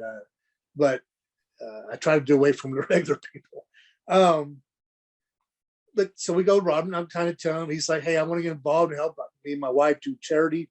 We have a charity line, and I really want to get involved with y'all guys. And I said, well, this is what we just did with Hiram & Solomon, but we have other programs. He goes, that's the one I want to do. Now, again, we're thinking, so no way that Millionaire's Dream is going to happen. Well, everything it took about a year and a half because of all the COVID and everything else going on so by the time we get to TPE this year, Hiram & Solomon was the first one to release, and they released it at the trade show, and it was a huge success. Everybody, normally we're going from one manufacturer to another manufacturer. It's all day, every day, just one appointment after another appointment. It's exhausting, and it's a lot of eating a lot of crow, as you can imagine. So it was really nice. We had the manufacturers coming to us. We never even got a chance to get out on the floor, really. All wanting to know how to do what Hiram & Solomon did, how they could get involved. By the end of the first day, we had our first 5 of 6 manufacturers. By the end of it, we had the 6th one of the trade show. And we have 2 CBD companies now that are working on a product for us, and a shisha company. And now we have, right now, working with us, 2 swag companies that are working with us on products. One's a humidor company, and the other one we're still negotiating. So it's just been mind-blowing that these companies want to do this. I mean, there's a lot of, don't get me wrong, there's a lot of advantages for them to do it, a lot of marketing advantages, a lot of tax advantages, et cetera, et cetera. And the neatest thing about it for me is that it only goes to our donation centers. So you must be an official donation center with us. I mean, you filled out the paperwork, you've shown us the pictures, and we know that you're sending the products in once a month, the donations. Now, the donation centers that are smart, they always want to know where our closest VIN coordinator is. And 9 out of 10, we don't have one in that area just because with only 100 VIN coordinators, the United States is huge. I could use 100 VIN coordinators in Dallas, Fort Worth, and still not have enough. So I always tell the stores, hey, everybody's got that 1 or 2 people that are in the store almost every day that you like. Now, they don't always like the ones that you like. I love the qualifier in that statement, yeah. The ones that you like. So take that man or a woman that you really like and trust and want to vouch for, use your name and vouch for it, because it helps us. Because now we vet our volunteers. They go through a process, and that cuts it in half for us. But now you have someone's dedicated to your store, loyal to your store, and you got the inside guide to the charity. And that way, those questions in the back of your head that everybody has is are the cigars really going to the troops? Is the money really being used the right way? That your buddy there that's in your store every day can tell you the right answer. And your guy's going to help you make a lot of money. So it's a way to get back to the donation centers too. They get these limited cigars. They don't have to pay like your TAA or any other programs are out there. There's no payment involved. You just have to be an official donation center. You have to be in good standing. So these companies, everybody's getting a chance to get these great limited edition. So the first one's Hiram & Solomon. We have a hashtag we've used for years. It's called Live to Serve.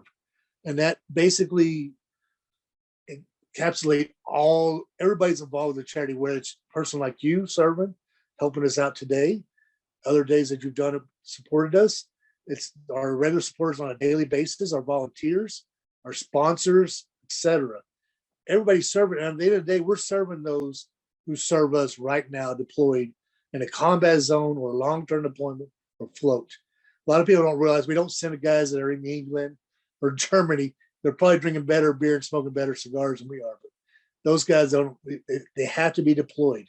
And once it's not a combat zone, then it's case by case. So Africa, we do consider a combat zone, even though the U.S. government doesn't. So they get priority as well.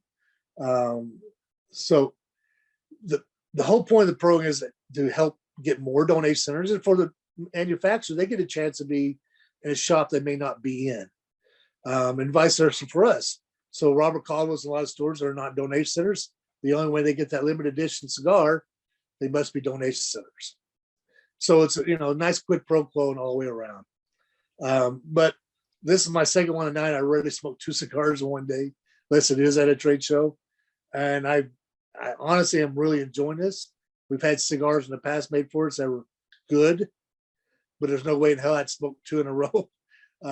Both Hiram and Solomon, the Caldwell so far have been phenomenal. And the next one's real exciting. It's the guys that brought you Leap by Oscar Valadares. Oh, wonderful. He's introducing CFW by Oscar. And that's going to be released, knock on wood, with all the issues going on with the COVID and tobacco issues and the box issues and there's issues with everything within the industry right now. And but knock on wood, it's going to be released on Valentine's Day. It'll be awesome. CFW by Oscar. So those are already probably going to be pre-ordered by the time TPE is over with this year. You got another company, and we're working with them. We're waiting on the tobacco. Hopefully, when Cavaliers, who they are, great couple. I don't know if you've met them yet. They're big in Europe. They're blowing up all over the country right now. Beautiful cigars, gorgeous packaging. They had a cigar they were going to release once, and he came to me and said he had another cigar that he'd been testing out. He said he fell in love with it. He let it set for 6 weeks, wanted to see what it tastes like. He said it was even better. He goes, problem is I don't have enough tobacco because I can give you this one that's decent, where you can wait longer and get the one I really want to give you guys. So we're waiting. Again, it's the industry we already knew we were going to wait. The goal was every 2 months to roll one out on a normal year that's not COVID. And people don't realize what COVID year is. It's the golden age for cigars, part 2. Cigars are being sold left and right. So there's serious tobacco issues or shortages. And then you have shortages on staff. But the program has already gone phenomenal. Both of them had the first half order made and shipped, and both already sold out. So waiting on both their orders of second half to come out. So very excited. Hiram and Solomon does a 20 count, and Caldwell does a 10 count. The 10 count on Caldwell, people might laugh, but I had to buy my own cigars, and there's dates on this. I don't know if you can see the dates. It's on the lid. There's dates inside the lid. And if you get box, they're actually pretty inexpensive. Check out the dates. They're all military, all around military history. I researched a bunch of different dates. Some are very obvious. Some are not so obvious. We've thought about doing a couple of contests with some of these numbers in the future as well. Oh, so, I like that. I'm the history guy, so yeah, that sounds exciting. Check it out. It's fun. There's a lot of fun ones, a couple of sad ones, some that you may not have a clue what I was going for. So I'm not sure how that relates, but anyway, that's the Synergy program. Very proud of it. It's one of those things, like we talked about earlier, that we just got very lucky to work with phenomenal companies that we trust, gotten to know very well. Cretech is another big company they own a lot of stuff. They own Phillips and Kings. They own the trade show, TPE, Tobacco Business, Cigar and Leisure magazine, a couple other magazines, Smoke. They own Slaughterhouse, and they own Ventura. Well, they're taking their Slaughterhouse cigar, they reblended it for us and repackaged it for us. When you see the packaging, you're gonna love it. It's still their traditional brown brown wrapper to have just like the Mawat for Drew Estate. But it's the art design. We got with our that butcher paper guys. Mazzo, paper Mazzo. Yeah, I gotcha. It's a 10 count, but you're gonna love the artwork on it. That's all I can say about it. It's killer. It took my marketing team and their marketing team. They met 7 times, and before I finally said, "Yeah, that's the one," and it's pretty badass. The name of it's Operator. Your family's military, so you probably know what that is. Mm-hmm. You know, it's your badass military guy, the operator, special operations. It's our inexpensive cigar. I hate using the word cheap because it makes it sound like it's a cheap cigar. Budget friendly. That's what budget friendly. Yeah. It is our budget friendly. It is going to be limited this year. It's going to sell out stupid fast. There's only going to be 1,500 bundles made. So if you know you have a donation center, I would already be climbing on your shop's shoulders. Get it, because I'm going to get as many as I can personally. Just even if I didn't like the cigar, I don't know if you ever bought a cigar just because of the packaging. Gurkha. You said it. I have bought more Gurkhas because of badass packaging. And some cigars are pretty good. Yeah. But in reality, I mean, we all do it. Hopefully we all done it. I'm not the only dumbass, but no, you're not the only one. Everyone, no. I challenge anyone who wants to that says that they've never done that. Right.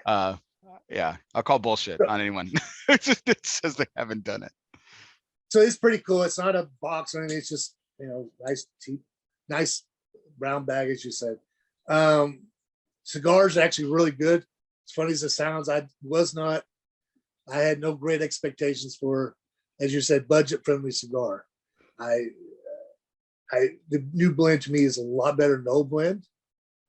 The old blend was perfectly priced. I think this could have been priced higher. But so I'm excited about that one just alone. And working with Cretek's been amazing, phenomenal. I've never worked with this high a corporation, this at that level. And these guys are just, it helps that the number 2 guy is ex-military. It's ex-Marine, so I get to talk shit to him.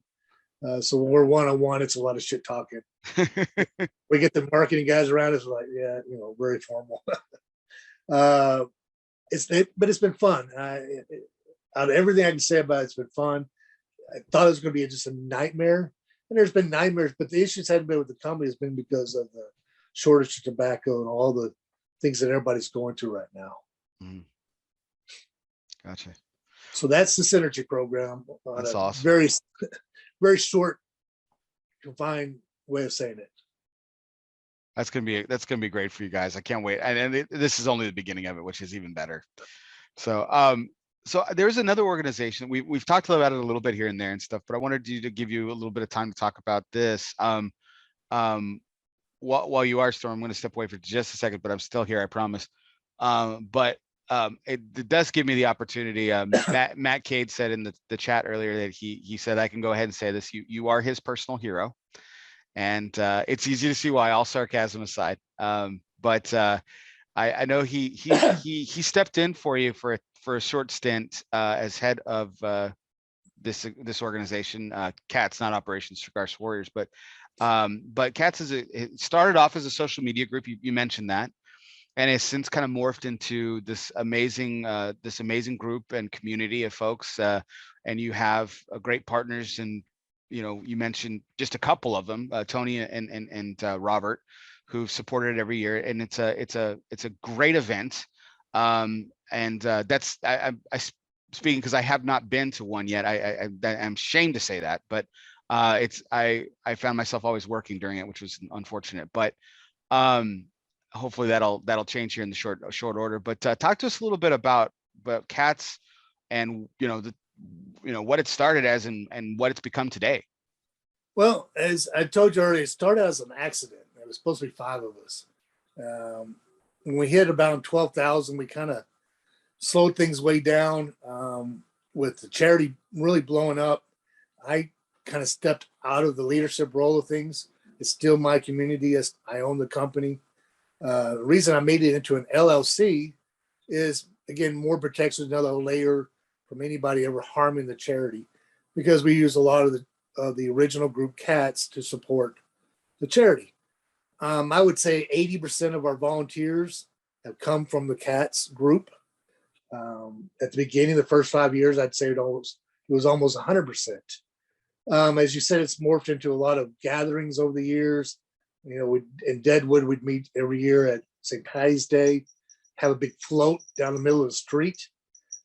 It's pretty heady when you think about it, having a float in the middle of the street, having your little social media group on, you know, highlighted for it. You know, that was pretty cool. And it's just been gatherings all over the country, really. So first year, Jonathan calls me one night. Jonathan Drew says, I want to do a major event, super event. And I said, okay. He goes, and it's going to help cats. And it's going to help CFW raise some cigars, but mainly it's for cats. I really want to blow things up. He goes, so we started talking about different people we knew across the country. We came down, we knew a guy named Joe Torres who worked at Club Humidor down in San Antonio. So the original Cats Festival was going to be a super event at Club Humidor. After a couple of months going through all the negotiations, things fell through. So JD says, well, you're going to put a festival on then. So the hell I know about festivals. Don't know anything about that crap. He said, well, we're going to do only 3 manufacturers, and we'll, you know, you sell tickets, all the money goes back to you. You give whatever you want to go to the charity, blah, blah, blah. We'll raise cigars, we'll have a good time, etc. I said, okay. So he goes, I'm going to choose one manufacturer, and you choose the other one. So, all right. He goes, I'm going to pick Padron. Jorge Padron has never done a festival ever. So I'm going to bring him to Cats Fest. Who do you want? I said, I want AKA, small guys. Small as the smallest. But the owner was a Marine, good group of guys. Last minute, they had to step away, conflicts. And so I said, okay, no more small guys. I'll go to the guy that's taught me a lot, who's never been afraid to give me a straight answer, been a good friend. It was Jose Blanco. Everybody calls him the professor. The guy's forgotten more about cigars than I'll ever know in 50 years. At that time, he was the CEO of Hoy de Nicaragua. So Jose came, Jorge came, and Jonathan. And I told Jonathan I want to bring cigar shops, retailers. He said, you're out of your damn mind. All they'll do is fight. I said, well, try it out. It's never been done, right? He goes, yeah. I said, never been done. There's a reason why. I said, well, I'm going to bring them. Specifically, I'm going to bring CI and Famous and a bunch of others. And he goes, oh, wow. You're really out of your damn mind. So he's had, you know, Steve Socket. He puts the phone to Steve. Steve tells me I'm a moron. You know, if you know Steve is very blunt why it was a bad idea. It just went around the table. So, and then he goes, "You going to do?" I said, "Yeah, I'm going to still do it and see what happens." It's all right.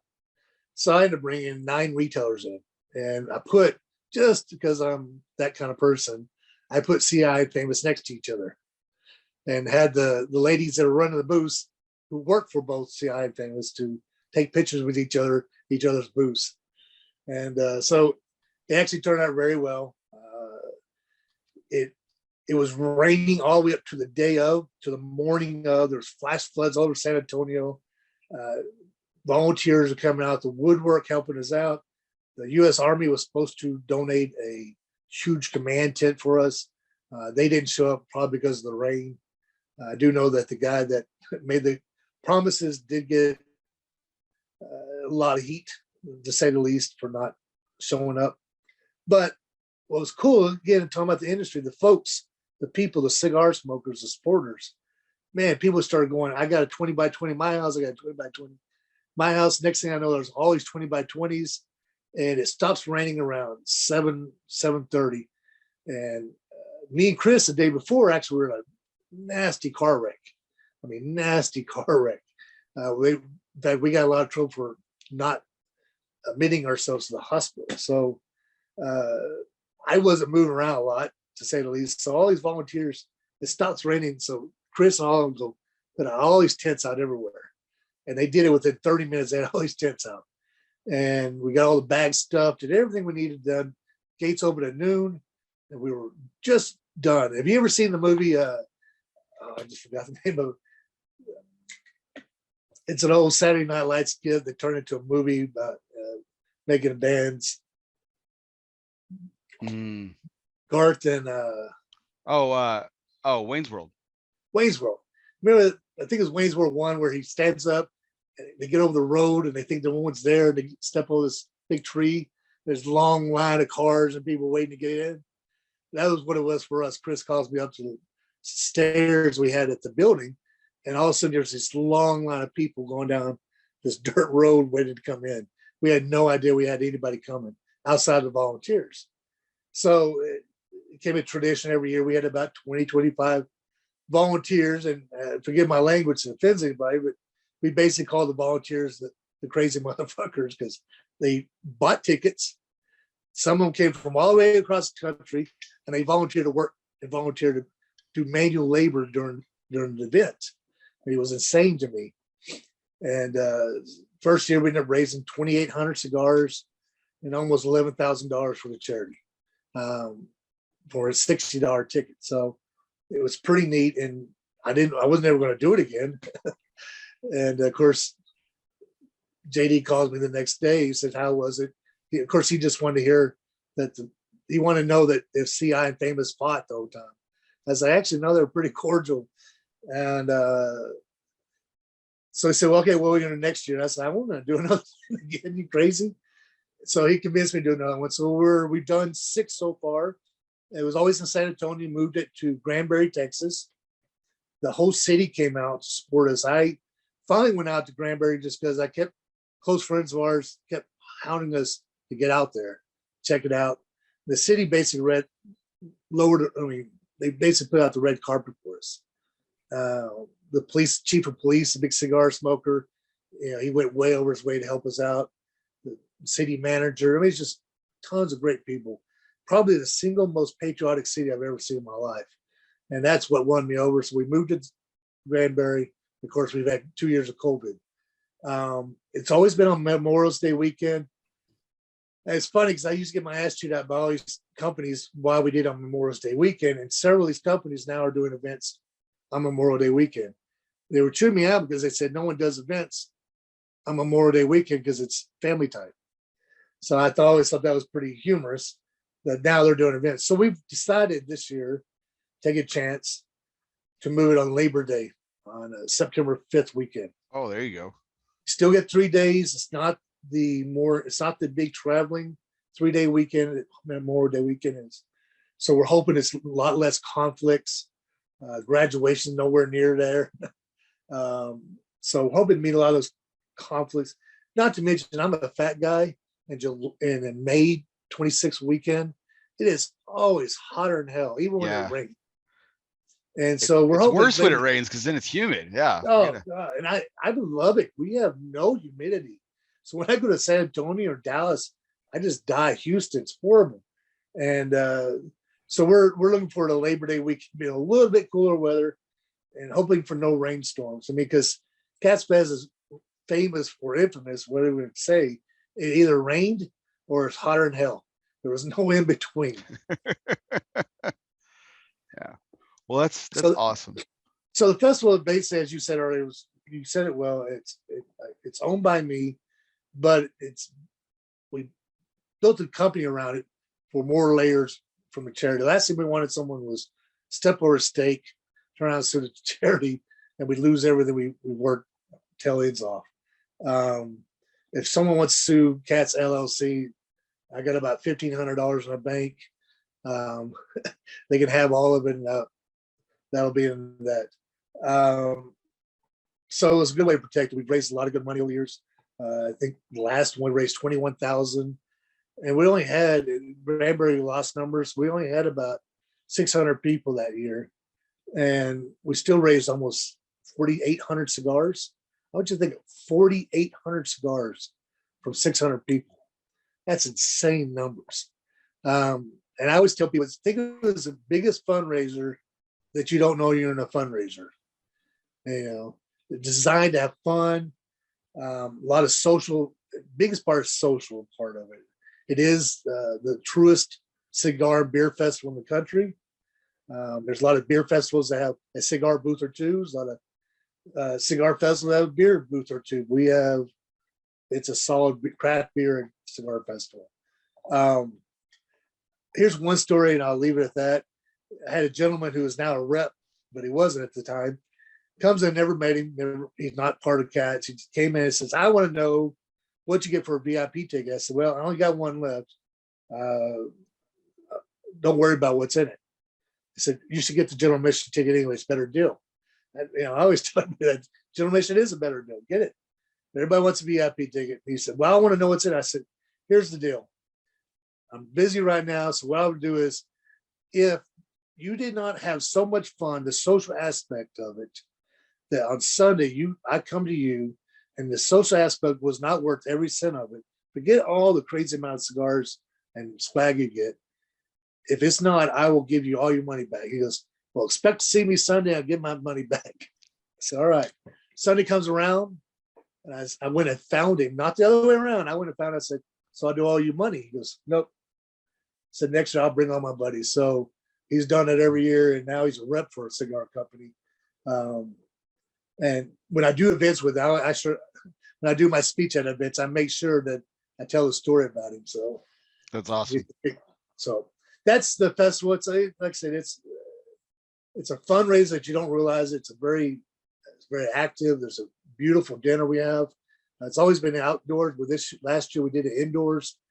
We had everyone. We had regular guys like me sitting rubbing elbows with congressmen and senators. We had city managers, mayors, and we had a couple actors in there.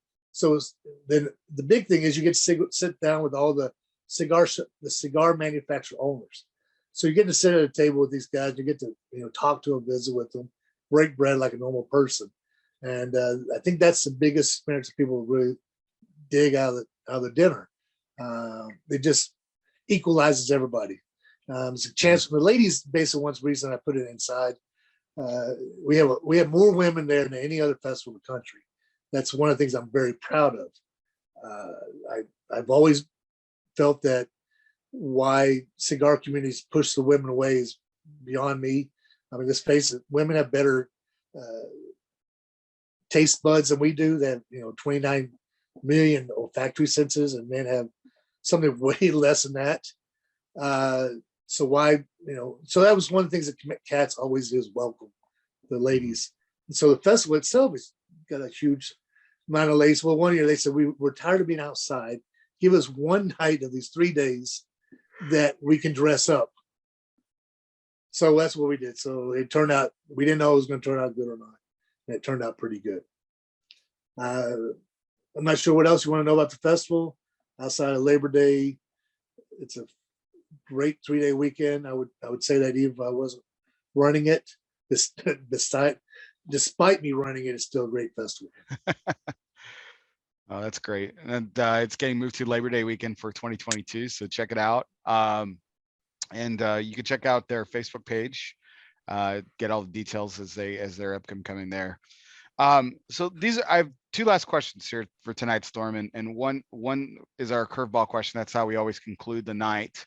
But before we do go into the curveball question, this is a question that I've been wanting to ask, because it's a story that I heard about you, and I was really excited to kind of share it with my audience.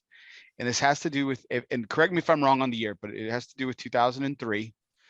And you along with your fellow servicemen and women are in Iraq, and you're the successful operation, and you guys are outside the Saddam Hussein's former palace, smoking cigars. This is after the fall of Saddam Hussein, and you guys are smoking cigars, and apparently the cigars you had procured, let's call it that, were not very good, but they weren't from anywhere in the United States, at least that we're aware of. Is it true that they were from Saddam's personal collection? All right, so it's not a story I normally tell. We invaded Iraq. We ended up at the airport, and we ended up going to the palace, the main palace. I went with several of the 101st. We cleared. We cleared. there were 7 of them cleared it, and I was with one of the guys just making sure there wasn't anybody in the back tail. We got done. We found a large humidor, supposedly Saddam's bedroom. We took out cigars. We started smoking them outside. Like I said, there's 7 of us, total 8, and they're horrible. And the joke is, I tell everybody, the few people I tell the story to, is that it felt like, it tasted like he shut up his ass and said, let these guys smoke them now. They were horrific. Major walked by, was talking really nice to us and said, how do you think of those cigars? We basically told him they suck. A little bit more graphic terms than that, but they sucked. They started passing out cigars. And I think the point of your story you're wanting to know is the cigar that I was given was Perdomo Noir. To this day, I remember it because of that moment of time, who I was with. They weren't my soldier. They were soldiers I was with. We just did something that we were told we were going to get bombed. We were going to get Scud missiles. We were going to have chemical agents all over us. Fetidine were the baddest of the baddest of the baddest. All these things were going to happen. And coming through, I was with the tanker battalion that came through at the front. And coming through, there was a lot of horrible things, but nothing compared to what was supposed to happen. And it was just because our military is the best of the best by far. And I remember that memory. I'll probably never forget the memory. And that cigar was the best cigar I've ever had in my life. To this day, I still smoke those for that memory. It'll never be as good as it was that day. I'm a firm believer that your feelings, your emotions has an effect on how your cigar tastes. So that was a big memory. There's been a few other memories I've had over a few other deployments. But yeah, and I told that once. Probably the first time I ever told in public was did a dinner with Nick Perdomo at Cigar Box PA. And the owner of the shop, great guy, big supporter, but he, Nick had already talked. He'd already talked. And I told him, I said, I just like to, say a few things. And you could kind of tell he didn't really want me to say anything. But he's trying to be nice. And we'd only raised like $5 in one cigar. We were hour 3 and all this. So I said, trust me. So he let me do my speech. And I basically told the story. I told him what that cigar meant to me. Next thing, people getting up and literally going into the humidor because he had the dinner inside the store. That's how big the store was. And people were bringing out not sticks, but boxes.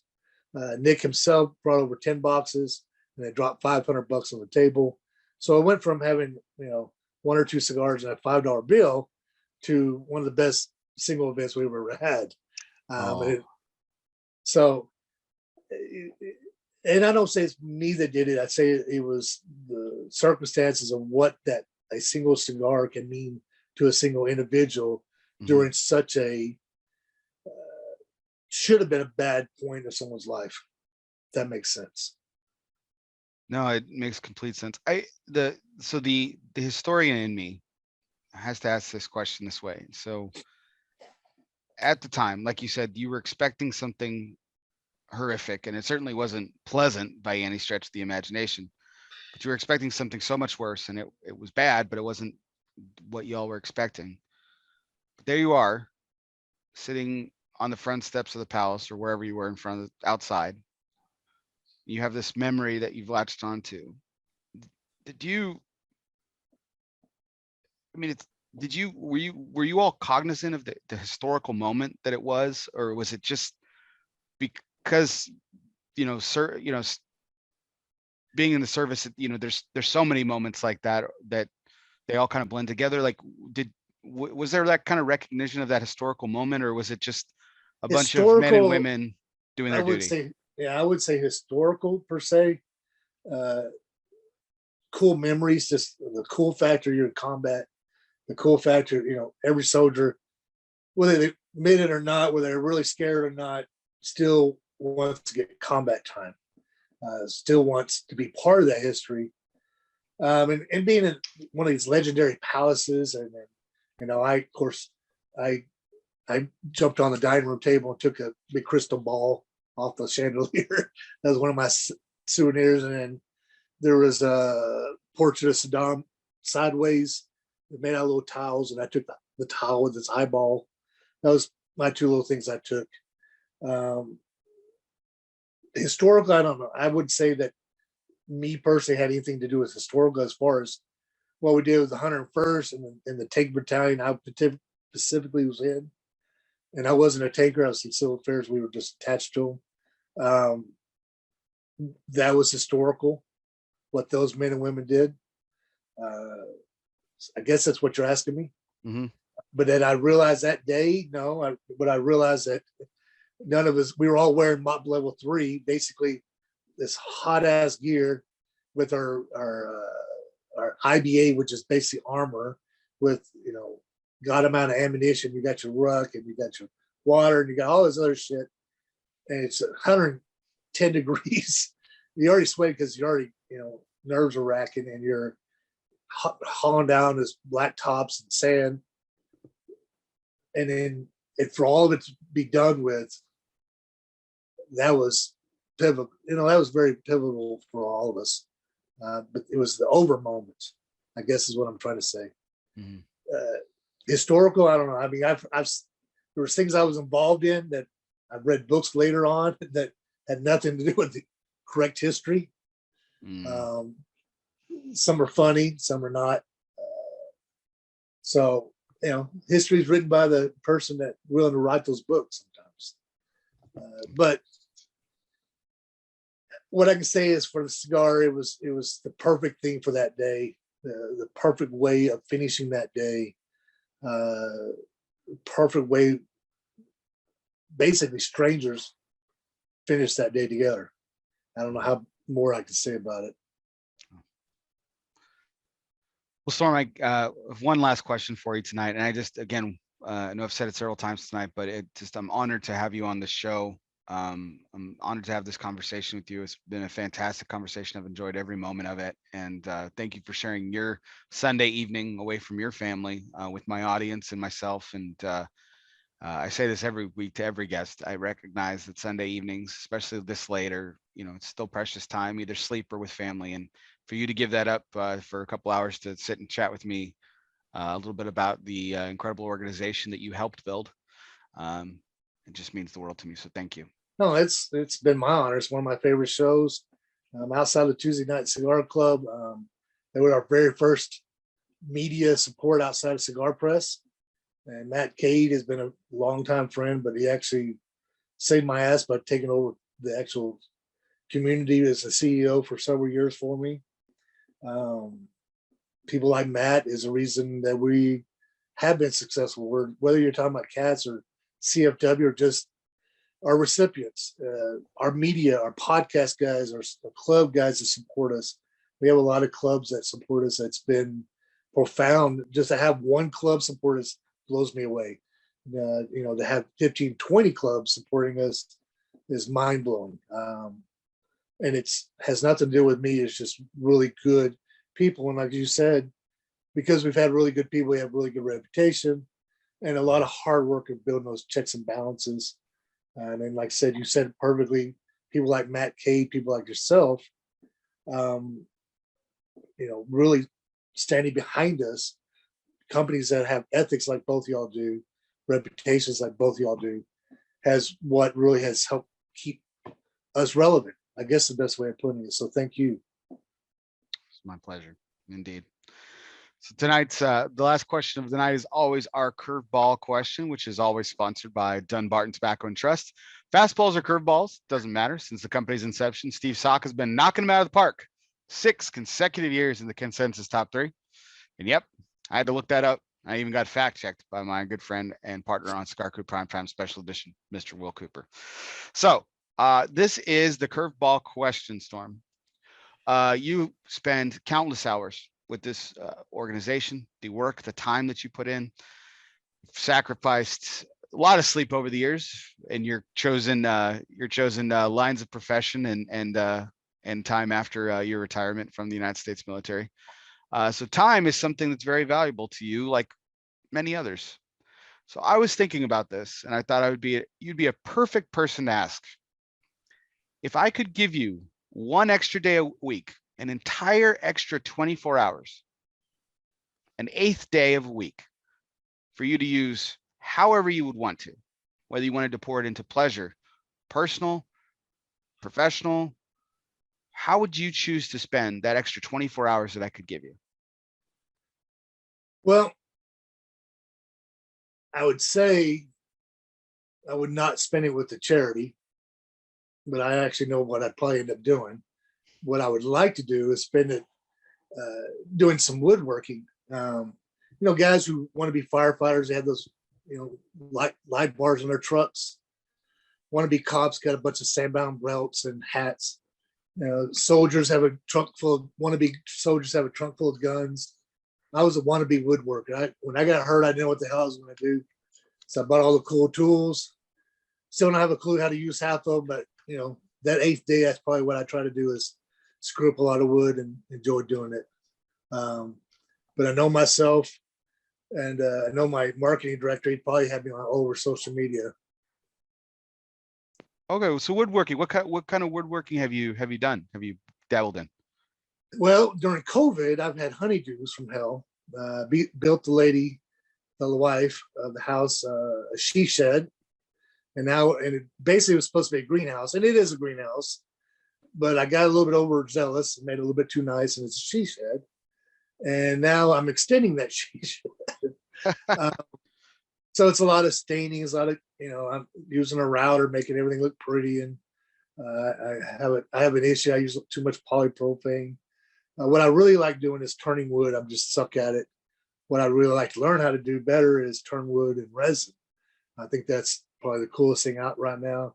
Something I always wanted to learn how to do is make bowls out of wood. So if I had the 8th day, it's probably what I'd do is figure out how the hell. I have a beautiful lathe, and I can take a big ass log and turn it to a small ass log. That's about it. But I just enjoy wood. Again, if I had the 8th day, it's what I'd hope I'd do. But knowing me, I'd probably sit on my ass and get on the computer and work. Well, that's awesome. Storm, it was an absolute, like I said, it was an absolute pleasure and an honor to have you on tonight. And it was great for my audience to hear a little bit more of your story and hear even more about this great organization that you co-founded and work so dearly and tirelessly for. And it's become this amazing thing. And like you said, it's you've been, like, in every conversation I've heard you talk about, and of course tonight, you were quick and consistently pointing to all the amazing people that have made this Operation Cigars for Warriors a successful one to date. 10 years, over 1 million cigars donated to our men and women in uniform. And I'm really excited to see what the next 10 years brings. And I seriously doubt it'll only be 2 million cigars. I think we've got a long way to go and millions of cigars here in our future going to a great cause. And it's the great organization that you helped build. But like you said, you're only one person in the cog of the wheel of this great organization. But it was my pleasure to speak with you tonight. I just want to thank all the men and women in uniform tonight that have served and that continue to serve our great country. It's people like you that allow Storm and I to sit here on a Sunday evening late into the night and enjoy some great cigars. And we thank you for that. So for everyone out there, thanks for all your likes, shares, comments, and comments. Don't forget to check out our YouTube page, ELOSOFUMAR, and also a calendar of upcoming events on our Facebook page, ELOSOFUMAR, as well. You can also listen to us wherever you listen to podcasts, whether that be on Apple Podcasts, Spotify, Google Play, Podbean, or wherever you listen to podcasts. Don't forget to hit the subscribe button, download, review, all that good stuff. If you already are a subscriber, please do me a favor, unsubscribe. But please don't forget to hit resubscribe, because that really helps my numbers and helps me get great people like Storm on as my guests. So thank you to all. We really appreciate it. I'm Bear Duplessis, live from the Alec Bradley Lone Star Studios of Euless, Texas. He's Storm Boen. Guess what, everybody? We'll see you next time.